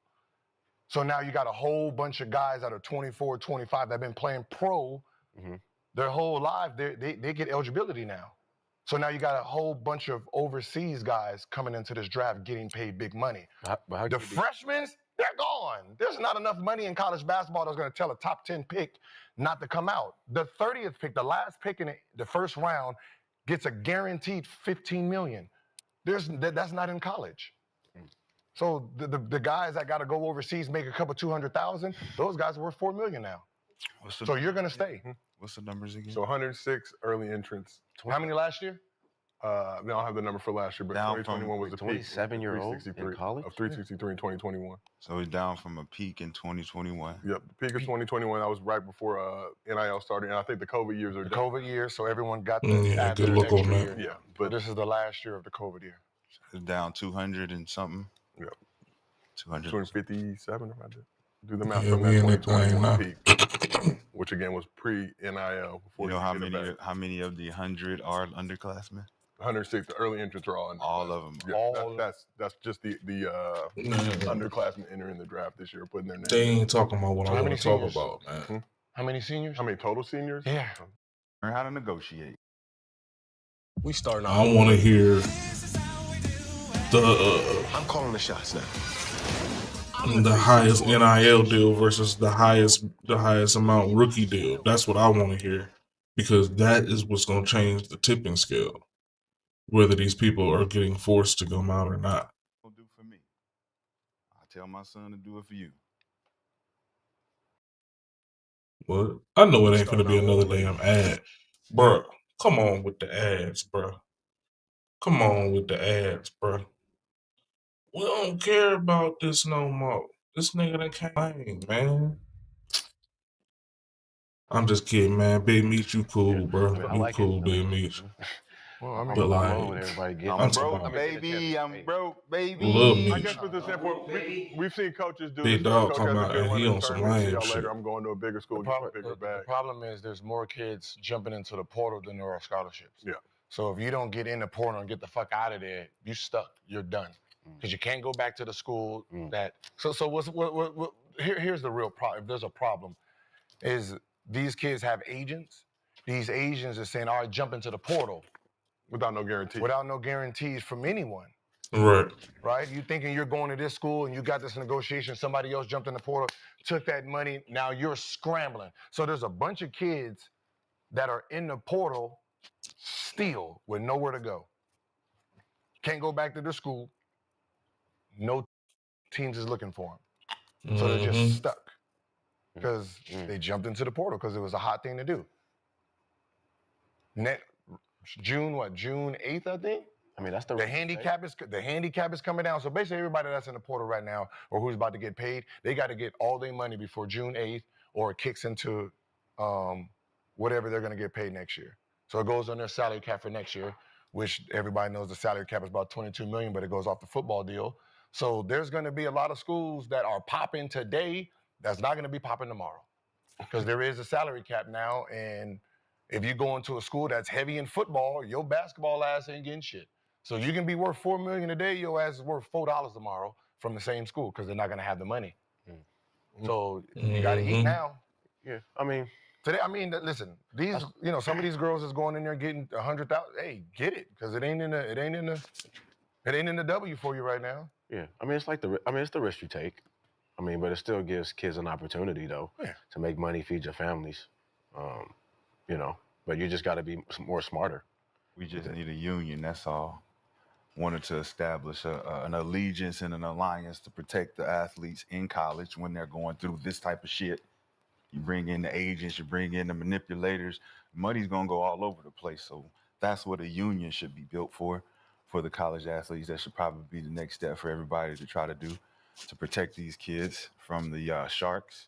And then when you get that, shit, everybody's gonna be fine. You implement education behind it, teach them how to spend their money and invest. There'll be more smarter kids than there would be a bunch of dumb motherfuckers spending money and acting like they didn't know what they was doing. And that's what we've been breeding. So let's change it up. And there have been some discussions, I think, at Dartmouth and a couple other spots where they've talked about unionizing there, but that presents a whole other different issue with labor unions and all that type of stuff now. Where I mean, I got 2 kids in college right now. So I had to learn fast, understand, talk, and realize what the difference is and understand that's why we reclassed. Yep. Because I know I know what happens, so I know what he's gonna be worth next year. Right? I know there's a handicap coming next year. Right? So that's why we reclassed, so the money's unlimited today. Unlimited, right? So, you're talking about BYU, it's BYU, right? They got a dude that's making $4 million, another making $3 million. But that's the reason why they did it, because once that rule comes in, boosters from the outside, they can't just spend the money they want to. Right. Then it's gonna have to be under the table again. And we talk a lot about now you're gonna be some of these schools, I'm gonna just be honest, some of these schools are gonna go back to powerhouses. Like, so when you're talking about a Duke, a North Carolina, where the basketball team is bigger than the football team, that $22 million that everyone's getting, that school gets what, 18 out of the 22? Yeah, now they get to pay for whoever they want to. Now you're talking about a team like Alabama, where the football team is the shit, and you got to play under $22 million. They getting 21 of it, and the other $1 million goes to the Appreciate you, rest Frank of them. Dons. The Appreciate you. basketball teams of other sports ain't gonna be worth nothing. So now it's gonna be under the table shits again. Or these Appreciate players you still jumping in get the stream too, NIL man. deals, right? Based on NIL, yeah, but, brand, NIL, but that's just a small fraction. They're trying to handicap that too, which I think is wrong. They're gonna have to fight for that, because you can't tell a kid what his value is. They're trying to put a value system on what they think everybody's worth. Right? So you can only get $500,000 on your NIL, because that's what the market, you don't know what the market dictates. So they don't want they don't want someone that can manipulate someone's name. But you don't know, you can't put a value system on someone being liked by the public. And that's what I'm afraid of that's gonna happen. Like just one of those kids that just averaging 1 point a game, but they just got it. What was the kid from what was it? Ball boy. Who got famous? Mississippi State, yeah, it ended up going in Mississippi State. Somebody like him, they're gonna say, you're not playing, you don't get an NIL value. But he can make his own deals. Yeah, but that's what I'm saying. That's what they're trying to do. They're trying to put a handicap on everybody's value. Yeah. And somebody like Yeah, him good just luck, come out Frank of Dons. woodwork Appreciate making you, money off appreciate his you. name, image, and likeness. Let me ask you a question. Why would I handicap a value system if I can't afford to pay you? We starting our own label. I'm calling the shots now. I'm the face There of you this go with this shit. organization. Loud as hell. This is how we do it. The colleges are going to go bankrupt because they can't afford to pay the players. That's why the boosters come in. The alumni. Colleges can't afford to pay the coach, TTS ain't working. teachers, staff. They're not even considered teachers, the coaches. So some obviously the highest paid employees in the entire state. So what's going to end up happening is they're going to go looking for more government funding for the schools so they can pay for the athletes to come, because maybe your team or your school don't got the alumni that's willing to put the money up, like James Harden did in Arizona State. Yep. Like many other players are going to go back and do and create funds to make sure our university for the future got $100 million. Yeah. And we are going to be able to do what we want to do. That's something that's capped. But the power schools obviously are still going to be able to, because you say whatever the cap is, they have that bread at their disposal. Under the table. But where the lower schools, you may have a $22 million cap or whatever it is, but a smaller school don't got that level of bread anyway to reach that point. Yeah, that's what I said. It's gonna be crooked, because obviously now when you're talking about on paper, on books, seeing how much everyone makes, right? They better say 22 million, whatever we're giving you. So if USC can only have 5 million on cap, it better say that. There better not be a kid on here that's making 12 million. So most of that shit is gonna be under the table. Right. But on the books is whatever the I would call it multiple NIL deals from different sources. Yeah, for people that can go out and get those. A lot of kids obviously don't know how to do it. We can't have you on the books for 7. We'll have you on the books for 3, 3, and 3. Wild time. College is crazy. Yeah. Look when I started. Yeah. Even from a loyalty standpoint, though, I think you talk about free agency. Yeah, like I said, look but when I you sign a started. contract, you're expected to, it's It multi-year was a length. mix between You're you expected and to adhere to that destroying, if contract you in ask me. college. These dudes might get a bag. Destroying was the I'm out lead 2 weeks runner later. on that. We've When been them niggas adhering asked to him the to either contract do his unknowingly YouTube for or years. complete The or finish doing his NLI. his shit. Well, And he no, was the national letter of intent. The national letter of easily intent, competition right? for We signed NFL over, level we got to be here. It's people. a contract for 4 years, year to year, no pay. Now everybody you get to play. documenting their shit now Okay, and shit. now we changing the landscape. It's what it's supposed to be right now. Control it, but you gotta get good advice. You gotta get good mentorship. Can't just throw this shit around. You gotta come see Larry. Oh no, never mind. Sonny, money making Sonny, because we gonna make some money. Y'all There come you fuck go. with me. It ain't even funny. Well, speaking of making Damn, I money, got a let's little get bit this of segment. still a little bit of lag. Little laggerous daggerous. Oh, man.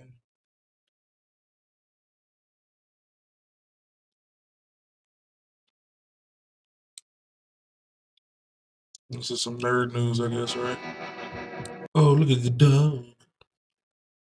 I love dogs.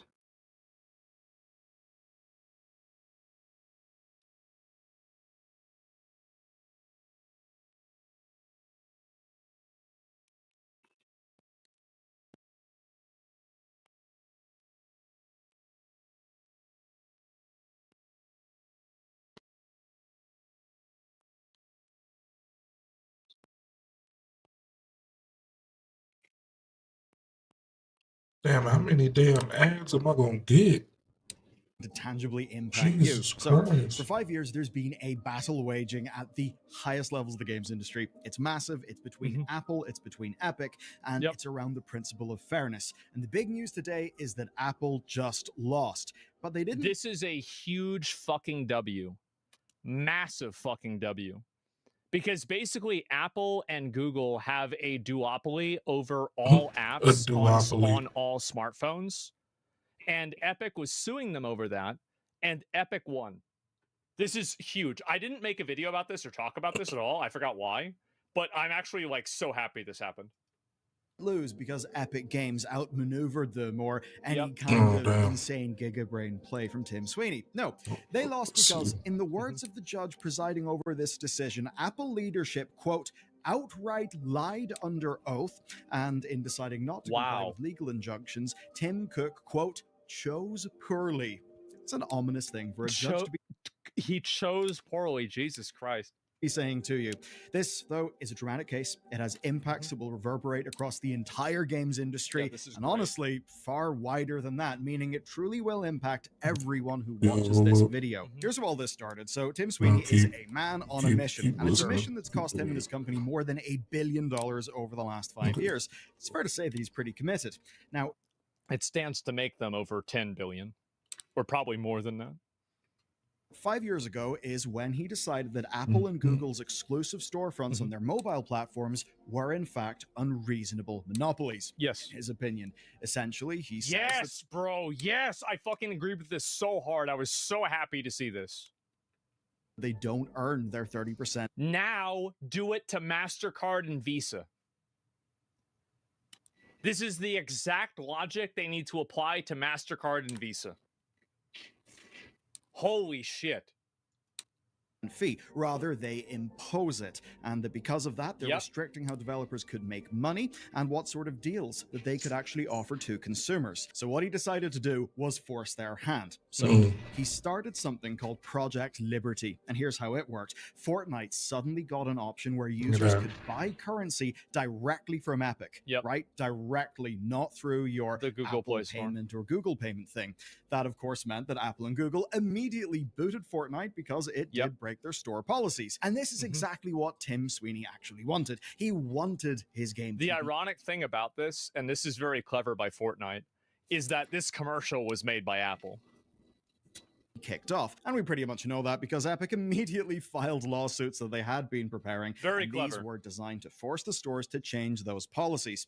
Now, in the case of Google, it actually went so much better than any of us could have Can I expected. switch up for the meta now? Evidence actually emerged that certain developers Let's like see if I can do Activision that had now. been paid not to rock the boat, and that they deleted documents and were broadly proven to have acted unfairly. While on What stream, a surprise. even What though a I'm lagging a surprise little that bit. the duopoly I by two have a massive companies was actually melt propped up by a bunch of corruption. Who could have ever guessed? They lost on all counts as determined by a jury. And what's this here? It's actually much more impactful than this video is saying. I'm an app developer, and prior to this lawsuit, you charge 30% no matter what, even if you are below 1 million in sales. Yeah, no, I understand. This is a massive change. And remember, I was complaining about this for a while, and people were saying, "Oh, we'll just build your own." Nope, don't need to now. What if you could Nope. create your Don't own need to website now. by saying, "This is what I want"? With Wix, you can. First up, let's talk Do about AI that. color schemes. You can get any combos you want: bold and bright, minimalist and sleek, or something you didn't even think of. Just describe the vibe you want, or even use the colors of your logo, and let AI do its thing. Beautiful. Next up is the AI section creator. This is great for those website essentials, like a contact section or a place to subscribe. Now, I'm running. Why is it ads? The platform was opened Yeah, up it's an to antitrust market. Exactly. new stores, and Google have appealed. It was a complete win for Epic, This but their should fight be- against this Apple should happen is way an more, entirely by the different way. story. Things have begun to look quite bad for Epic. You see, the outcome of that initial trial, the original one, was an almost complete defeat for Epic Games. They basically could not prove being the emphasis Mhm. word there, that any kind of monopoly or unfair action was going on. But there was But it one was so exception. obvious. An injunction was placed against Apple, and this was to end Sorry, anti-steering y'all. provisions. We're trying You to might get think, what a. is anti-steering? Well, it's I don't know what actually that is. pretty simple. So basically, it meant that Apple could no longer prevent developers from directing users to make purchases outside of the store. So Oh. basically, steering you, the customer, somewhere else. Yeah. So as an example, that would be buying V-Bucks in Fortnite through a web client Directly rather through than there. through Apple's purchasing Yeah. system, which would thus avoid Apple's 30% cut. Right. Now, at the time, the judge said that Apple should be entitled to something, but that they can't force people to use their in-app purchase systems. Mhm. Apple then spent 3 years appealing, and it's Failed. Apple. They can afford lawyers, but they really got nowhere on that front. And this Fuck them. That's what you get. is when that same judge came back and filed a new injunction against Apple for their behavior in the last 3 Mhm. years. And this one truly is remarkable. And depending on how things shake out, there could even be Would a this criminal also affect Steam? No, it won't affect Steam because Steam doesn't have a monopoly that they can exercise in the same way that Apple and Google can exercise their monopoly. If Steam was 95% of the entire gaming market, then yes.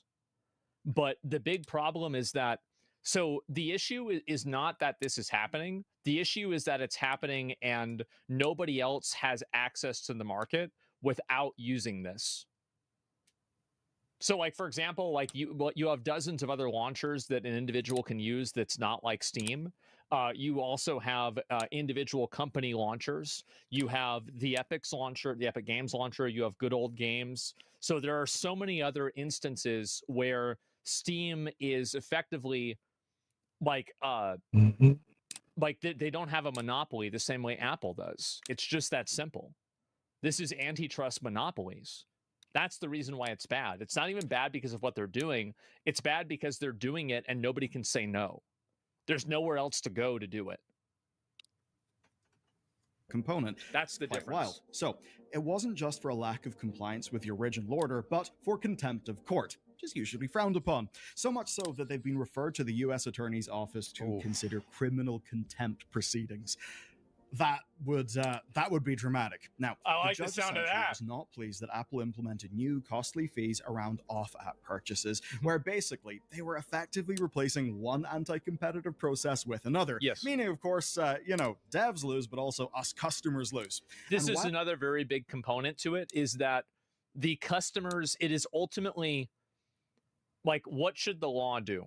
The law should make it to where customers and the most amount of people have the most fair and equitable ability to do business and to receive products at a reasonable price. That is what consumer protection laws are made to do. The fact is that Apple is actively working against that. They are actively working against that through lobbying. They are actively working against that through getting these different cases, fighting these cases. And they're ultimately trying to make you spend more money, the consumer, so they can get a percentage of that money.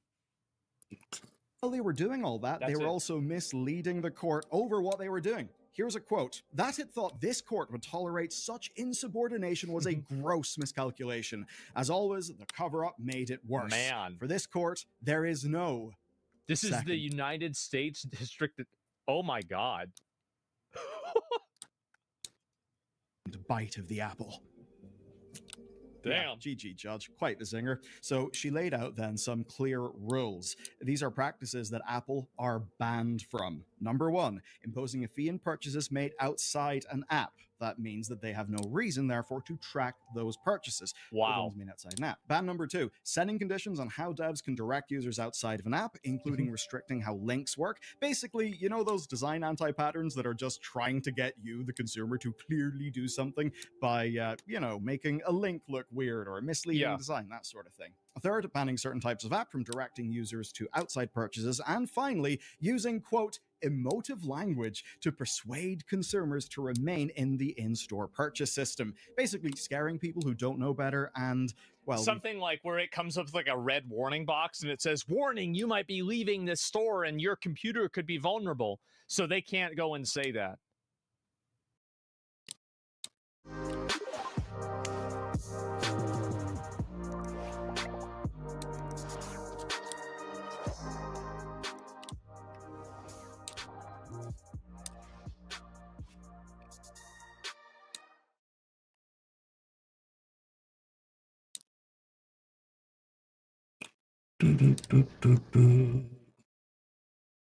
Well, It's crazy. I'm actually doing this sometimes while when I'm trying in to make stream. flashy edits like this, I also get pretty intimidated, and that's where Motion Array comes in. Motion Array is packed with exclusive assets designed in collaboration with some of the biggest names in the creative world. You need some fonts? Got them. LUTs handcrafted by expert colorists? Got that too. They have everything you need to make your edits absolutely slay. And finding everything you need is super easy. Everything's organized very nicely. You can even use plugins to use it with your editing software. They have new filters online so you can find everything so much faster. Need AI voiceovers for a temp edit? Put on your director hat with their new directional features. Motion Array is freaking awesome. And if you want to experiment feeling with the generative overlay. AI, you can literally push your creative boundaries. Your edits deserve the best, from motion graphics to sound effects, music, brand new creative assets. Motion Array will give you everything you need to create videos that you'll love. Get Motion Array now by clicking the link below and make your art even more iconic.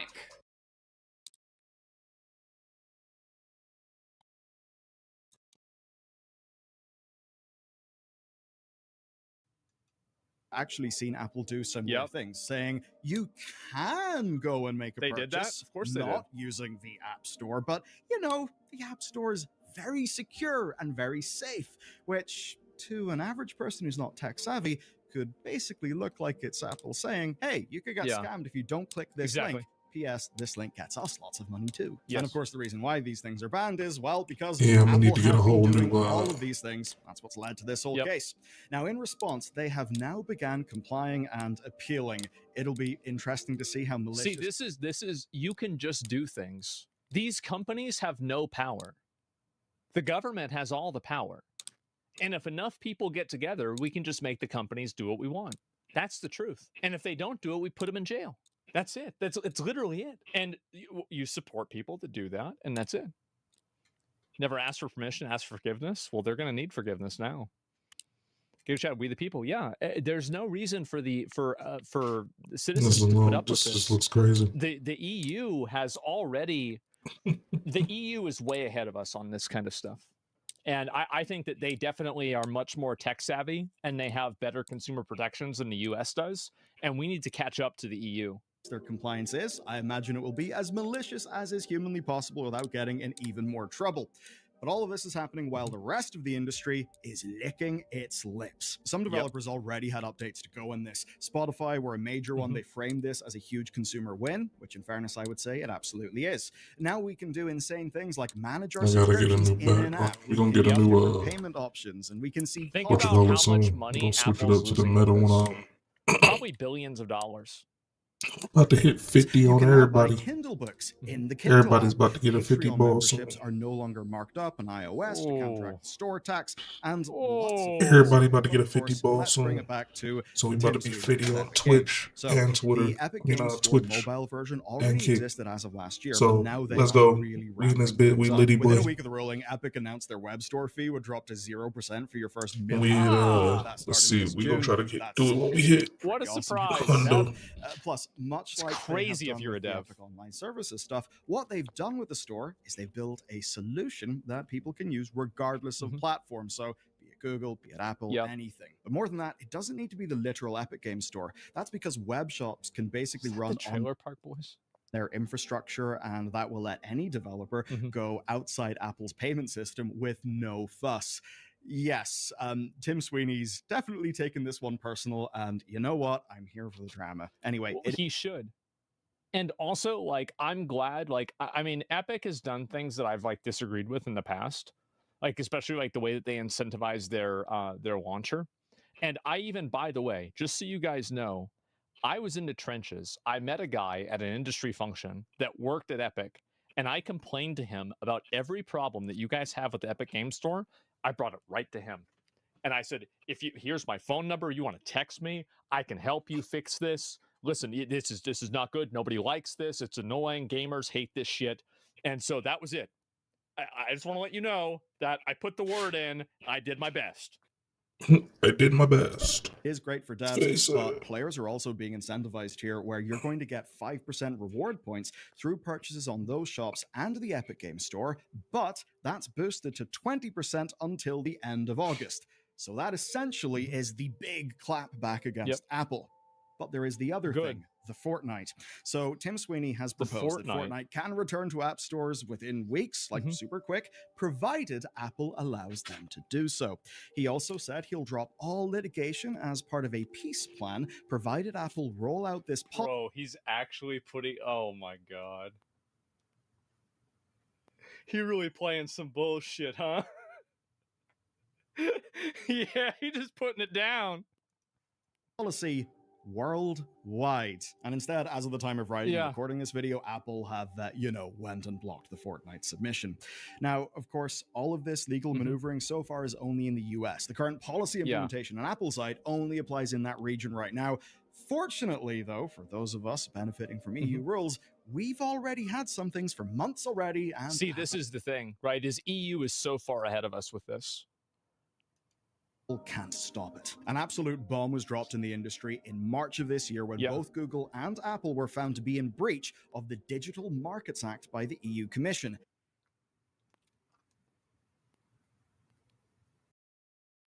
Music producers, here's a quick tip to transform any sound or sample within Output Arcade. First, find a sampler kit to use. Let's try... Oh, really? How interesting. And this is pretty damn big stuff. They can absolutely sting these companies.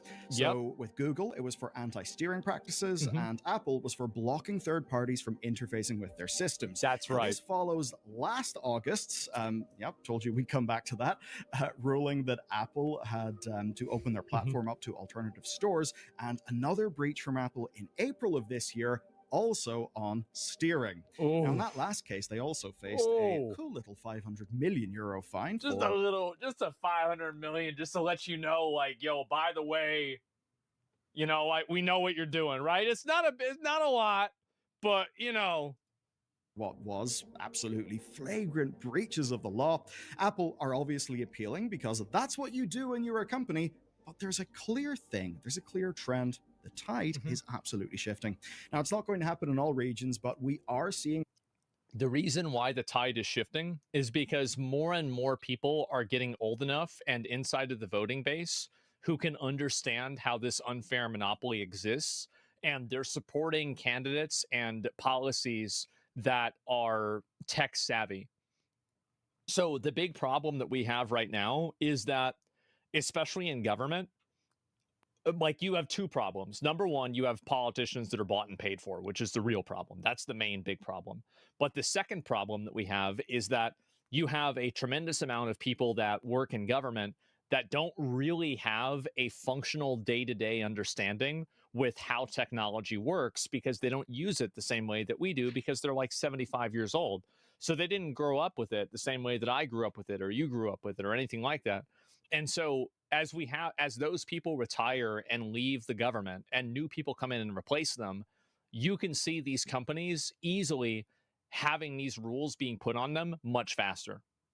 And every single year, the tide turns, and it will begin turning faster and faster and faster. Now it's millennials? Yeah, exactly. I'm so glad this is happening. I've been waiting on this for a long time. Regulation over major platforms to protect consumer interests from companies who otherwise would control them. So between that and, I guess, a billionaire slap fight led by Tim Sweeney, well, look, we should take these wins when we can get them. Not to bring up an old drama, and it is a bit of a different story, but I suppose a little bit like how Hulk Hogan versus Gawker was, in fact, Peter. Bro, Peter Thiel doing that, ultimate gamer move. Absolutely fucking based. I remember whenever he did that shit and he shut down that entire fucking website. Yeah, that was so good. Basically, Peter Thiel was like he was like made PayPal, and you know, he's like a well-known, like, you know, super rich billionaire guy, right? And so he got the fact that he was gay exposed by Gawker, but he couldn't do anything about it. Oh, he's in Palantir now? I didn't know that. But anyway, but yeah, he was in PayPal as well. And so I have no idea what he's talking about at this point. Did have a case where they no clue whatsoever. He lost me a while ago.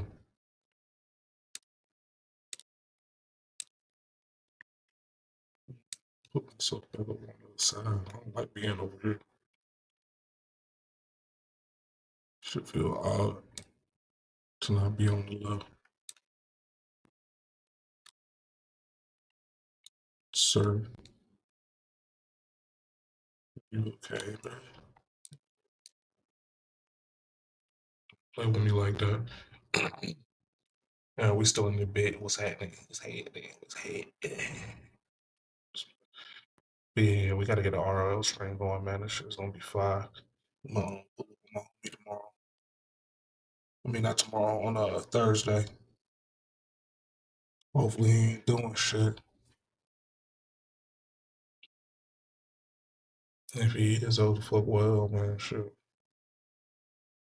Where we at? Kid home.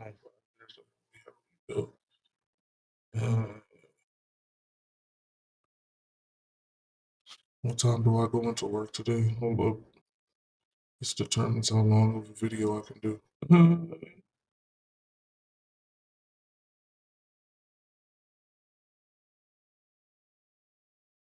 I think it's like 2:30 or something.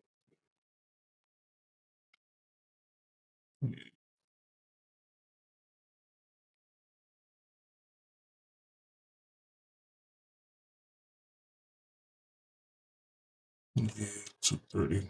It ain't too bad. Alright, so I do have another 30 minutes with y'all. 30 minutes with y'all. Let's see. Rating fridges. Look at my fridge. I have a nice fridge, but it's empty as fuck. Empty as fuck. We got what we got. Ain't none of this looking interesting at all. Let's go back up to the top. I don't want to see any more Streamer University stuff, man. I ain't even gonna flex, man. It's cool. It was cool when it was hot, but now it's like,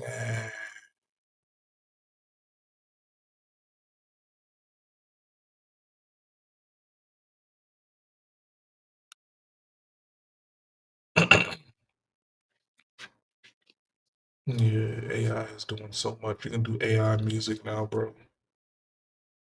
You can do AI music, bro. That shit is crazy.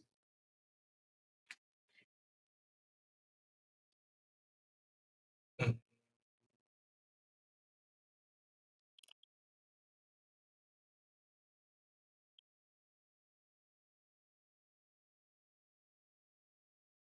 Budget man game. What?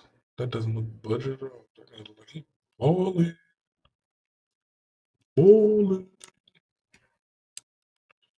Yeah, I don't see anything that looks interesting. What the fuck? At least not any news type shit.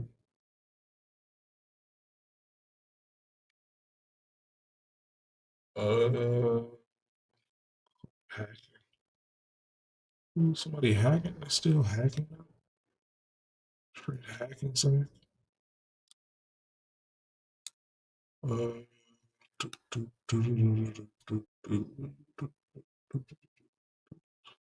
What y'all trying to watch, man? We had a random crossroads here where we could watch anything.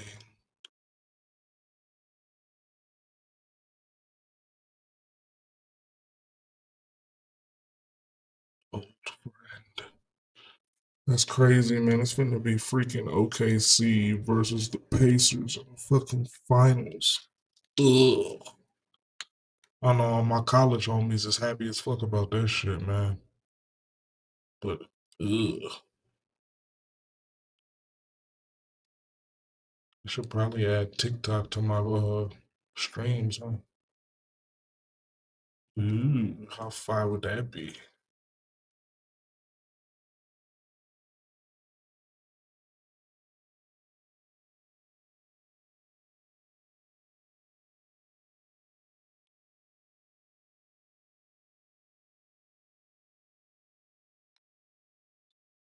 Hmm.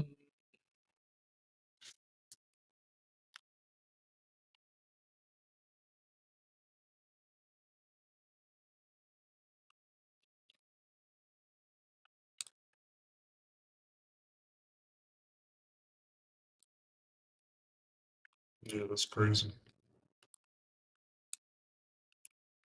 Um, come on. What, is there nothing new? Let me see. Trending. What is under trending? Who the fuck these people? Just shorts and shit?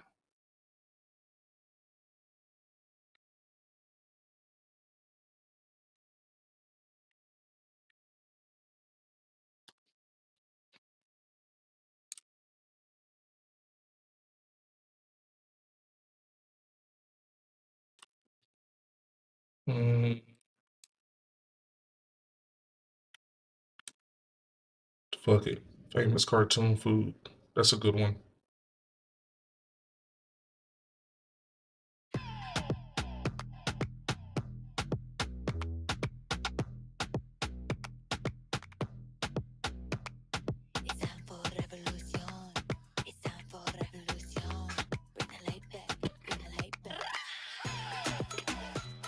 Actually, hold up, y'all, right quick, y'all. I'll be right back.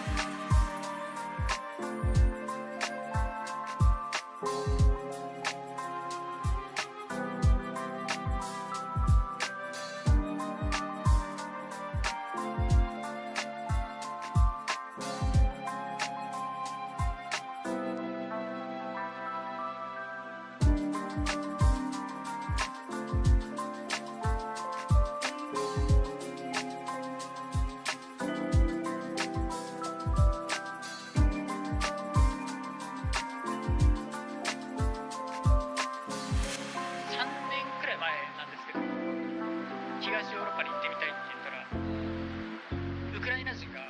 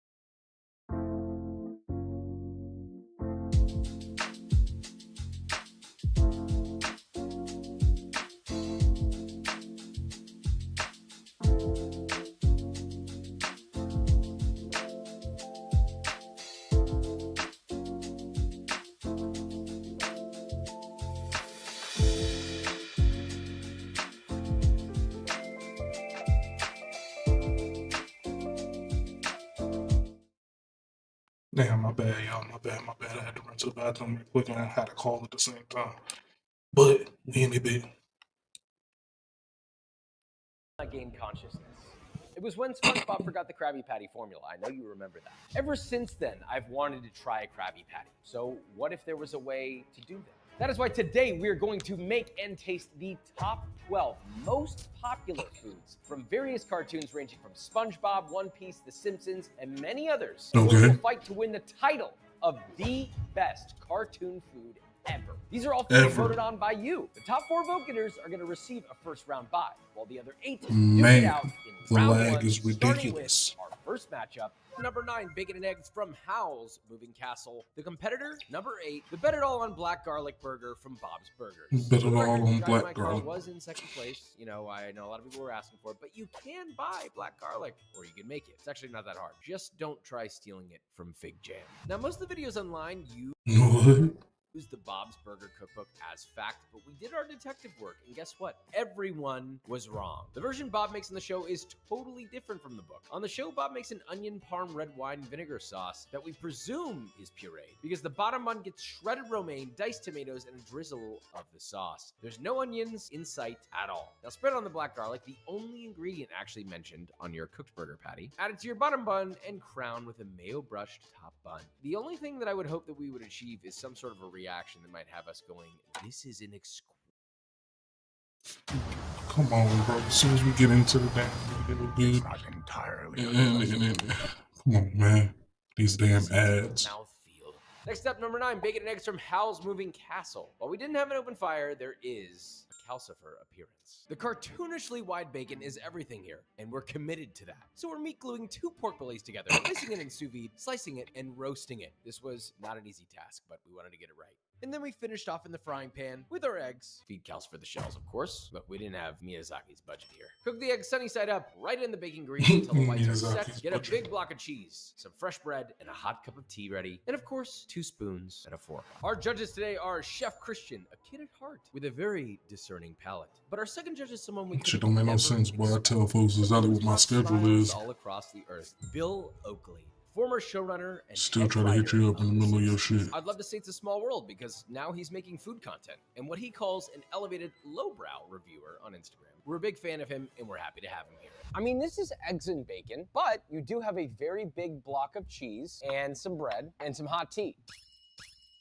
This is kind of fire. Serving like a bacon steak like that, amazing idea. So instead of getting a ton of tiny slices that are super crispy and maybe almost dry, instead you get this thick, beautiful, luscious, almost steak-like slice of bacon. It's salty, it's fatty. And of course you got some fried eggs. It's a fried egg, so it's not that special, right? But altogether, this makes a pretty classic breakfast. A little bit of cheese, a little bit of bread. I like it. It's delicious, but the cheese is really what puts it over the top for me. Something about that particular cheese on top of this stuff takes it to another level. The bacon, thick and luscious. The egg, runny. The tea kind of does help wash it all down. Let's bring out the burger and see where that stacks up. I will say visually, to me, this looks like a very average burger. It looks like a burger from a cartoon, which is exactly what it is. It looks like if you were to draw Archie Comics, 1959, they're having a burger off chocolate. Not Archie Comics, damn. It's actually a very good burger. There's a lot of black garlic underneath that. No cheese. They're betting it all on black garlic, so let's taste.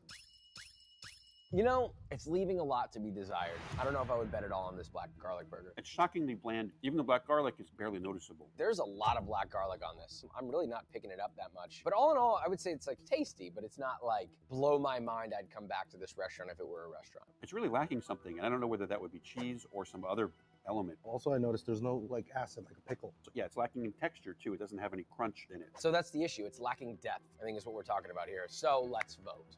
That's what Bob's Burgers is not. Woo! Oh, crazy. I thought you were a writer. I didn't know you were an artist.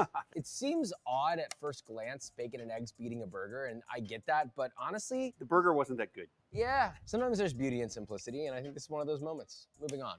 Number 9, bacon and eggs. Beauty and simplicity. I feel that right there. I feel that. Our number 1 seeded Krabby Patty from SpongeBob. Our next first round battle is an anime showdown. Number 5, Naruto versus number 12, One Piece. Ramen may be the real secret to Naruto's success, specifically extra large miso tonkotsu ramen with extra chashu from Ichiraku Ramen. Now, here's the funny thing.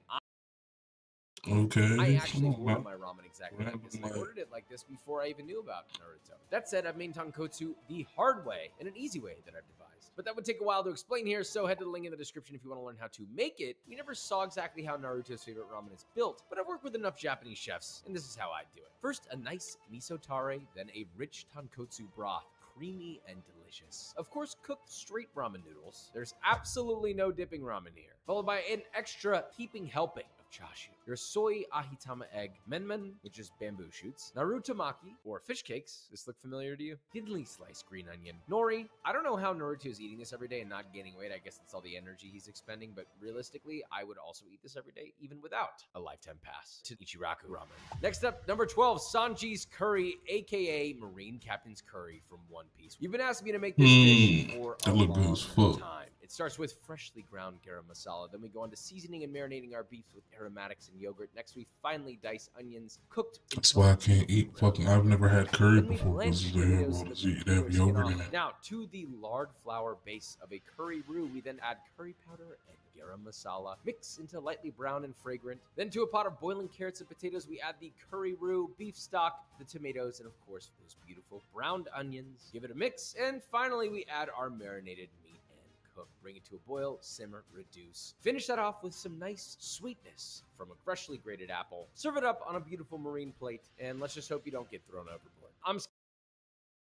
I ain't gonna lie, that look good as well. I invited you all here Even because with the you yogurt. shouldn't deal with pain gently. Yogurt is the only thing I'm allergic to in this I entire don't want to let you guys down on this. Naruto versus One Piece. Sounds Which show like is better? obviously That's not dust what or we're answering something. today, actually. But we are going to find out which of these dishes is better. Let's start with One Piece, yeah? Oh, wow. It's going to be hard for any other cartoon dish to compete against this. This is the type of dish where you take a bite and you're like, maybe I'll just have a little. And then you say that about 30 or 40 more times until the plate is empty. It's a classic Japanese curry, but a little bit elevated. I mean, you've got this like succulent fatty beef, incredibly spice-rich curry sauce, and it's just so rich, but it's not too heavy. There's a little bit of sweetness from that apple. I could eat a gallon of this. We still got 7 more dishes to go. Now we have Ichiraku Ramen. Cheers. How is Naruto not fat? He's burning mad calories. This is what I imagine Naruto feels when he's at the bar, just housing it, asking for more. I've always found that the more amount of noodles that I can get in my mouth, the better. This is ridiculous. It's unctuous, it's creamy. It's almost like every flavor you want in one bowl. There's nothing missing. But I don't know that I would say that that's not true about the curry either. These are both excellent dishes, and it really comes down to what you personally like. The curry makes me crazy. This is great, but it doesn't make me crazy. Interesting. I mean, they're both heartwarming, right? 1, 2, 3. Boom, boom, boom, boom, boom, boom. Sanji's Curry upsets our number 5 seeded ramen from Naruto. To be fair, they're both delicious dishes. We don't have time to talk about it, so we're moving on. Now we have the battle of the Fat Man versus the Fat Cat. This is Family Guy versus Garfield. First up, Family Guy's Car Panini. Look, if you try to put Peter Griffin on a diet, he'll escape to the convenience store and probably make this in his car. So I begrudgingly did the same. Car Panini, Panini Press, bread, 3 sausages, peanut butter cup. Of course, don't forget your crumbled Doritos. And then a Cadbury egg cracked right on top. Oh, God. I don't ever want to see this image again. Now, you might be thinking, oh, well, what about cleaning your hands? Why are these so big, Haynes? Whose are these? It's used as a bib too. Well, good thing it looks like this now. Oh my God. There is quite literally nothing good about how this sandwich is made. After we pressed it, the filling barely stayed in the sandwich. And, well, let's be real, it doesn't look good either. Next up, lasagna from Garfield. Wow. There's no definitive recipe out there, but we did lean into a comic strip where the owner, John, actually makes the lasagna. And hearing Garfield say in his first movie, I like it for the cheese and the meat and the sauce. Are those not all the basic things that make up a lasagna? So first, a layer of bolognese, a layer of freshly cooked lasagna sheets, more bolognese, ricotta, and another layer of lasagna sheets. Repeat this a few more times to top with a heavy dose of mozzarella and bake until a deep, rich golden brown. Now we can enjoy nature's most perfect food. According to Garfield, not me. Garfield kind of popped off on that. Lasagna? This is fucking insane. Thank God we have Garfield's lasagna. But you know, this could be good, hypothetically. Never say never. Let's start with the best dish here. This looks like a cross section that I saw possibly in my nightmares. It's grotesque, intentionally. I mean, it can't be that bad, right? I mean, look at Peter. He's okay. You know what? It's not bad. You guys don't look like you're sharing the same sentiment as I am. It's the Cadbury egg that derails the whole thing. It would be tolerable if it weren't for that. It's repulsive. I mean, it's intentionally repulsive. That was the joke in Family Guy to begin with, that this was gross. Yeah. And it pays off. In real life, it's just as nauseating. It almost evolves from like, oh, there's sausage, and then there's some sweetness. Okay, now it tastes like chocolate, and then it transitions to vomit. The sausage and Dorito part was pretty good, but it's when that freaking Cadbury egg swarms your mouth that you want to barf. All right, lasagna. I mean, you know, I don't even think we need to vote. It's standard lasagna. And I think anything that isn't vomit on a plate would beat this. And so, what's your vote? Lasagna. Lasagna. Lasagna. There's really not much to be said. Peter, look, you did something. It does smell quite a bit. That said, moving on. And Garfield Yeah, lasagna I'm about to say that. That just looks to the next bad. round. Not really a surprise here. That just looks fucking terrible. We have Jake's perfect sandwich from Adventure Time, something I've always wanted to try. And up next, the Simpsons Ribwich from Krusty Burger. Jake's perfect sandwich. Let's make a sandwich that is bigger than any other sandwich I think I've ever made in my entire life. Now, we will be doing this a little bit out of order, but we will get it all in there. First, we'll start by torching our bread. Spread both sides with cream cheese. Next, some sprigs of dill on your top bun. On the bottom bun, pickles from Prismo. Add some sliced boiled egg, along with any bird you can find from a window. Followed by sliced cucumbers, Roma tomatoes, yellow onion, and of course, the finest seasoning, tears for salt. At least that's what Jake would do. Finally, our steak. Next up, bacon. And lastly, you didn't think we'd leave out the soul of a lobster, did you? And honestly, I thought this was gonna look bad, but it's amazing. Thankfully, Magic Man didn't show up before our tasting because I want to put this in my mouth.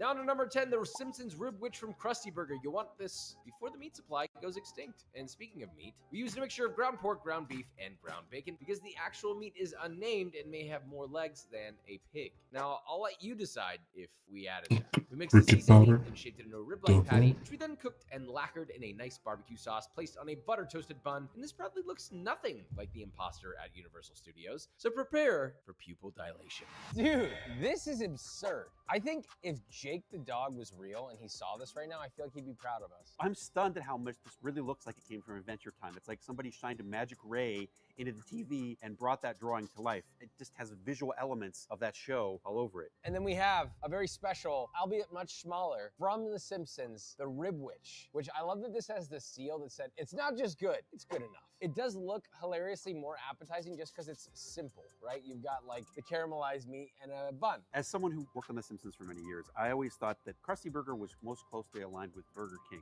This looks to me like it's Burger King's version of McRib, so therefore I pronounce it faithful to the show. Because it's small and kind of sad looking. Not small and sad looking. So, Damn. let's taste. There's a steak on here too, right? Honestly, it's pretty good.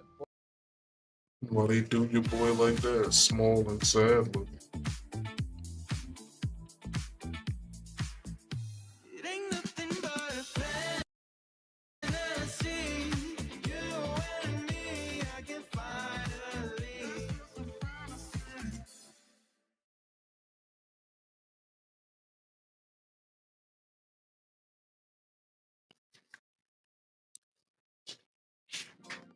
Turn your passion into your profession. Like, Shopify. What are y'all's first thoughts? It's a lot. I don't even know if I got everything in that one bite. I think it's pretty good. Like, my main problem is that it's just so huge, you can't get it into your mouth. I kind of like it. The bar of practicality is in hell, but it tastes great. You got some fresh cucumber, you have some pickles. This is a gnarly club sandwich. It's got poultry, bacon. I do like the two kinds of cucumbers, a pickle and a fresh. Okay, not bad. Now pitting it up against the Rib Witch. How do you feel about it? Masterful job of approximating the level of quality that you'd find at Krusty Burger. I kind of liked that it was simple. In a weird way, I feel like if George Motes was here, he would eat this and be like, this is perfect. Texturally, it's not dry. It's definitely meaty. And the barbecue sauce on there is like a pretty, run-of-the-mill barbecue sauce, but everything pulled together into one sandwich. If it's there, I'm eating it. Yeah, 3 and a 2 and a 1.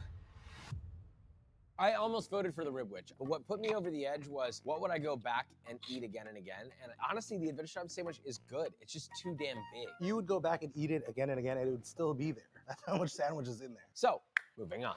Number 7, Jake's Perfect Sandwich beats the Simpsons Rib Witch to move on to the quarterfinals. On to our first quarterfinal matchup, Bacon and Eggs from Howl's Moving Castle moves on to face our number 1 seeded Krabby Patty from SpongeBob. This could possibly be one of the most exciting things we could be making today for me personally. I watch reruns of SpongeBob, and I have always wanted to try the Krabby Patty. The funny thing is, SpongeBob makes it differently almost every single time. Nickelodeon shows 23 ways, and the wiki has over 70. So get your King Neptune's Poseidon powder seasoned patty cooking. We flip it with our trusty spatula. We top it with 2 pickles with ketchup smiley faces tucked under a slice of cheese. Aw. Then another pickle, because I saw an image that had a pickle here too, so why not? Top with sliced red onion, tomato, 1 nice leaf of lettuce, and on the other side of our bun, mustard and more ketchup. And the real secret ingredient, the one that nobody ever knew was there, love. I should also add that we read it a bedtime story, which we did do off camera. And one thing's for sure, when we eat this, we did not forget the pickles, okay? It's there, let's eat. We've made it to the quarterfinals. We have Howl's Moving Castle versus the Krabby Patty. This might be the most iconic food on the whole list. Now, I always thought, even though Mr. Krabs runs the restaurant, that this was going to have crab in it. Here's the theory. Mr. Crab is the only crab in the whole show. So is it made out of his family? Yes.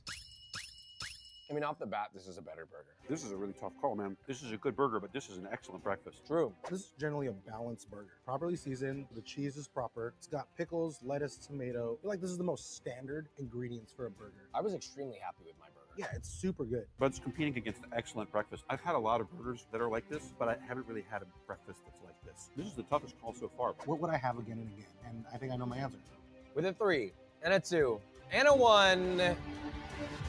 Bing, bing, bing, bing. Yes, SpongeBob, thank God. This was the toughest call of this entire thing. I could have that burger twice a day for 50 years. Also, nutritionally, the burger's probably better for you. Honestly, I picked breakfast because I've had bacon and eggs, I've had bread, I've had cheese, and I have tea. But just the setup of all of that, I thought that beat the burger. Have this for breakfast, have that for lunch, and have the Family Guy panini for dinner. And then for dessert, the toilet. Moving on. So the Krabby Patty moves into the semifinals. Now we have the number 12 seeded Sanji's Curry facing regular show's Ultimatum Sandwich. I'm gonna be honest, this is a monstrosity. When I first saw this, I thought, wow, there's no way that's possible. Supposedly, it's only made once every 100 years. So thank God, after we make this, we won't have to see it again. We'll start by deep frying 2 burger patties and making them into cheeseburgers. Believe it or not, those will then become our buns. Take a separate cooked cheeseburger and wrap with ground beef. Delectable. And sear on all sides until cooked through. Horrific. Now place your cheeseburger stuffed burger on the bottom cheeseburger bun and add your Himalayan ketchup, which is Heinz spiced with Himalayan aromatics, which hopefully Pops would approve of. Now crown it with your other deep fried burger, and I guess that's it. I would allow Benson to eat this before I got to it, if I'm being honest. I don't think that there's anybody that really actually wants this. Is there a burger in that thing? There's a burger inside this burger. I worked on a regular show. Really? How did that work? What was that like? It was fun. It was J.G. Quintel had a short, and they were like, you help him come up with all the necessary stuff to convince the executives that this can be a series. And we came up with the first 4 episodes and like a sort of little Bible for the show and stuff. Wow. It was really fun. That's amazing. Sanji's Curry versus the Ultimatum. There are parts of my brain that say this is good, and there are other parts of my brain that say I don't like that. It's actually very similar to the Adventure Time sandwich, and that's kind of crazy and too big. The elements are all good. There's a starchiness to it I can't quite explain. It's the other burger that's inside the meat. Yeah, like steamed it, spun. It's a tidal wave of burger flavors all kind of mushed up together. If you just dip your spoon in that and taste it, and then tell me what you like more. I mean, look, let's just call it a day. It's Sanji's curry. It's not a fair competition. This could possibly be a part of your fault. Theoretically, yes. I wasn't involved with this particular burger, but I think this is actually pretty good. I don't disagree. Almost any food of any kind would have a hard time competing against this. I will say, ultimately, end of the day, the ultimatum, not bad. A little weird, a little too much. It's really just a cheesy, ketchupy burger. It's like a triple reverse Juicy Lucy. Yeah, so we're gonna triple reverse ourselves to the restroom, and we'll see you in just a moment. And Sanji's Triple reverse ourselves to the restroom is crazy. Krabby Patty in the semis. On to the next, number 3, Ratatouille versus number 6, Garfield's Lasagna. Ratatouille, possibly one of my most favorite movies of all time. Who would have guessed, right? Funny thing is, 3-star Michelin chef Thomas Keller, one of the greats, actually consulted on the film and provided the Ratatouille recipe that finally broke Anton ego. It starts by spreading a pepper tomato He had a sauce on the bottom of the Batgirl skillet, on. then starting at the edge of a pan, laid down your Black and blue bezel GMT Rolex with a Jubilee bracelet. Japanese eggplant and a fresh Beautiful, beautiful watch. What if the next step in your Beautiful career watch. is closer than you think? With One of my Coursera favorites. Plus, learn from more than 325 experts like Microsoft. Repeat until the pan is filled, or just do what the rat says. Sprinkle a mixture of garlic, oil, thyme leaves, and salt and pepper over the vegetables. Top with parchment paper and bake. Remove and then perfectly align in a cylinder mold onto a plate. This is a very old school way of plating, guys. Drizzle a little pepper tomato vinaigrette around the plate, top with 1 strand of a chive, and probably don't tell anybody that a rat made this. It is the cat versus the rat. You're gonna say no to this guy? I feel like we needed this. Our bodies needed this. It's so much healthier than all the other stuff we make. It's balanced. It's acidic. It's sweet. It's earthy. Here's the thing. Ratatouille to me has never been a knock your socks off dish. And oftentimes it's served as a side. And I think them serving it as a main kind of as a statement about the beauty of simplicity and how it's all about great technique. And it's tomatoey, it's lightly sweet, a little bit of tartness too. Even though there's only 2 textures, the textures are nice. The vegetables are cooked nicely. I think there may be a version of lasagna out there somewhere that's better than this ratatouille, but it's not this one. Interesting. 1, 2, 3. Wow, it was hard not to give it to Remy because Remy is cute. I'm sorry, Ratatouille's not that crazy. Go make it. It's delicious. It's just not better than a nice, meaty, cheesy lasagna. I mean, it's not even a fair competition. I can't believe I'm sticking up for vegetables, which I normally dislike. I've disliked this dish for the first 30 years of my life. But I'd say honestly, in this competition, I think this is the winner. Looks like the cat won this time. It's because he knows. He knows what the audience wants to hear. But unfortunately, I know and I don't care. Moving on. So the lasagna He knows what the audience wants to hear. semifinals. On to our last quarterfinal matchup to see who takes the final spot in the semis. Number 7, Jake's Perfect Sandwich versus number 2, Gotcha Roast Pork from Food Wars. This comes from Food Wars, a manga turned anime that's maybe the greatest cooking competition show I've ever seen. It's also incredibly inappropriate. So if you are under the age of 18, maybe you should not be watching this show. Anyway, this dish saved the main character's family's restaurant, but can it win our competition? We start by steaming chopped white potatoes until soft. Emily Brunoise, onion, and king oyster mushrooms, saute them in butter. We'll then mix them with the mashed potatoes. This is an interesting direction. We shape the potatoes with plastic wrap like a compound butter, put it in the fridge to get nice and solid. Then we lay our thick cut bacon nice and neatly. Bring back our mashed potato, wrap the bacon all the way around, then wrap it all up in plastic wrap to keep together. Tighten it up. Now you're gonna have to freeze it a little while. Now tie it with twine, tuck rosemary underneath the string, then into the oven goes the quote-unquote roast. Now the sauce. Red wine into a saucepan followed by sweet sake and soy sauce. Reduce that down till syrupy and mount with a lot of butter. Now remove your roast when the bacon is crispy, pour your sauce over it, top with a few pieces of watercress, and serve. Our final quarterfinal matchup, we have the classic from Food Wars versus Adventure Time. It's, first of all, presentation-wise, stunning. It's really good and really weird at the same time. It's very fatty yet acidic. The smokiness from the bacon, the creaminess in the mashed potatoes. Texturally, it's kind of interesting, right? You got this like sticky glaze enrobed by this part sticky, part crispy, part chewy, part fatty bacon that kind of mixes all together with that puree of potato. Flavor-wise is not blowing my dress up. Theoretically, all it is an elevated version of mashed potatoes with bacon on top. First of all, its texture is remarkable, but it's also got this glaze. I come and go on every second. Like I'm like, oh, I like this glaze. Oh, I hate this glaze. So I agree. I want to like it and I want to hate it, but it's one of those things where it's like, I got to taste it again to see what I really feel. Precisely. Now this is the Adventure Time sandwich in a more reasonable size. Seems promising. Now, this is a tough call. Both of these dishes are seriously flawed, but they're also both good in a very weird way. This sandwich is much more manageable now than it's ever been, but it also sort of everything that I don't really like it as much as I thought. Yeah, I feel the exact same way when I ate it. 3, 2, 1. Wow, gotcha roast pork from Food Wars. I will say it's a bit weird of a dish, but it was better than the Adventure Time sandwich by a pretty strong margin, and I think that it might be one of the most beautiful dishes. Absolutely. But that's not what made it win. What made it win was the uniqueness of flavor. It made me question a lot of things now. Moving on. And the number 2 seeded gotcha roast pork moves on to face Garfield's lasagna in the semifinals. Okay. Now, our first semifinal matchup. The number 1 seeded Krabby Patty versus the number 12 seeded our underdog, Sanji's Curry. Sanji's Curry. This is a strong battle. This is a hard decision. It's actually our least voted for versus our most voted for. Honestly, they're both equally flavorful. Seasoned well, addicting. Yeah, I have my answer. You do? Yeah, I do actually. Because I know what I want to go back to and take another bite of. All right, 1, 2, 3.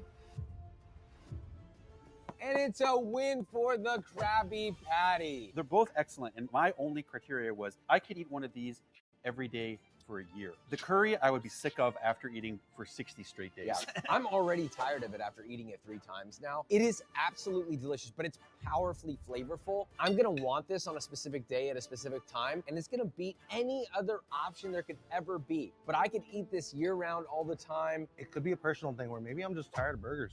That would make sense. When a man is tired of burgers, he's tired of life. But that said, SpongeBob's Krabby Patty wins and moves on Let's go, to Krabby the Patty. finals. So let's see who's gonna join them. Ooh, so it's between lasagna and the gotcha pork roast. The line was crossed. I was raised to believe in grace, but I was also raised to believe in retribution. Daredevil and Born Again, only on Disney Plus.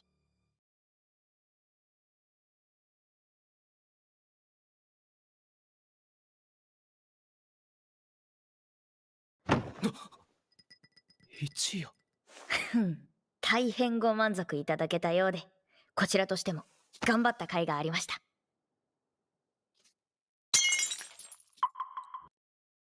We have Food Wars versus Garfield. The sauce is so odd. It's an anomaly. I kind of know my vote, weirdly. This is that same SpongeBob conundrum. I like this a little better. This one somehow lights up something in my brain that is not usually lit up. Lasagna I've had a million times. 3, 2, 1. Gotcha! It's the most unique. I mean, the lasagna is kind of just a mid lasagna. But the gotcha roast pork, it's tasty and unusual, but it's good. It's like porky and smoky, and the potato has a nice texture. It's got crispy, chewy, fatty, and the bitterness that's in the sauce from reducing all that wine works because of the richness of it. Bitter is an underrated flavor profile. Yeah. And it shines a lot more than I thought it should, but it's also shining. Food Wars wins this one. They move on to the finals. Now they duke it out, and we find our winner. The number 1 seeded Krabby Patty versus the number 2 seeded gotcha roast pork. It's a heavyweight versus heavyweight showdown for the crown of which cartoon has the best food. Things are changing for this vote. We're not just gonna eat it and pick one. We're gonna eat, give it a score out of 10, eat the next, and give that a score out of 10. And then whichever one adds up to be the highest score out of 10 amongst the 3 of us will be our winner. You guys don't seem that excited. This is the 4th or 5th time we've had each one of these. We're tired. What tastes good while you're tired counts. Yeah, that's true. You're kind of like at your most critical. Like, I don't even want food, but which food would I want more? First, we're gonna vote for the gotcha roast pork. Bing, bong, bing, bong. Wow, high rating. We're gonna have to see resounding 8s on this or more. So let's vote for the Krabby Patty. 3, 2, 1. 25.3 for the Krabby Patty. It takes the title, it takes the win. If it's good enough for King Neptune, it is good enough for us. This feels satisfying to my childhood and possibly childhoods around the world. Flavor-wise, this one pound for pound kept making me want to come back for another bite. Out of everything we've tasted, the Krabby Patty made a statement. There's a reason why the Krabby Patty and similar burgers have been so successful all over the world for over 100 years. It's because they're timeless and you don't get sick of them. These other dishes are remarkably delicious, but they have a bit of a shelf life. Not to say that they're not delicious, but my taste buds get a little tired of that after 4 or 5 dishes of it, whereas my taste buds continue to be delighted by a cheeseburger far past that point. It always delivers. And that being said, we hope that you felt that we delivered. And if you didn't, please don't say anything. Subscribe. Bye.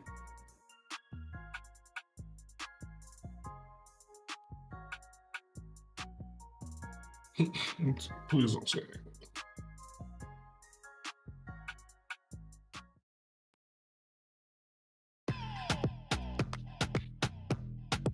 Y'all. Appreciate y'all for coming through.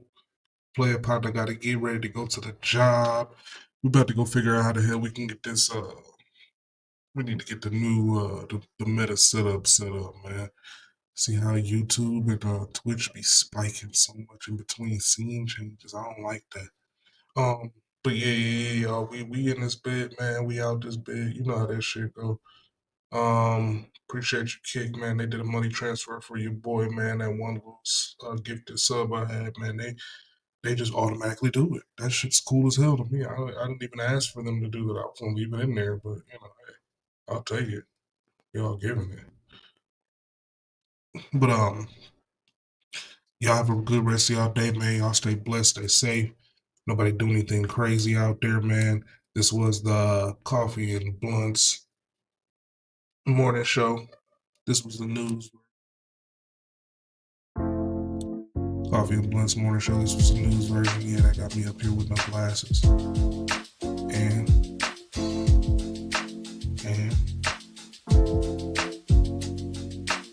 y'all have a good rest of y'all day, man.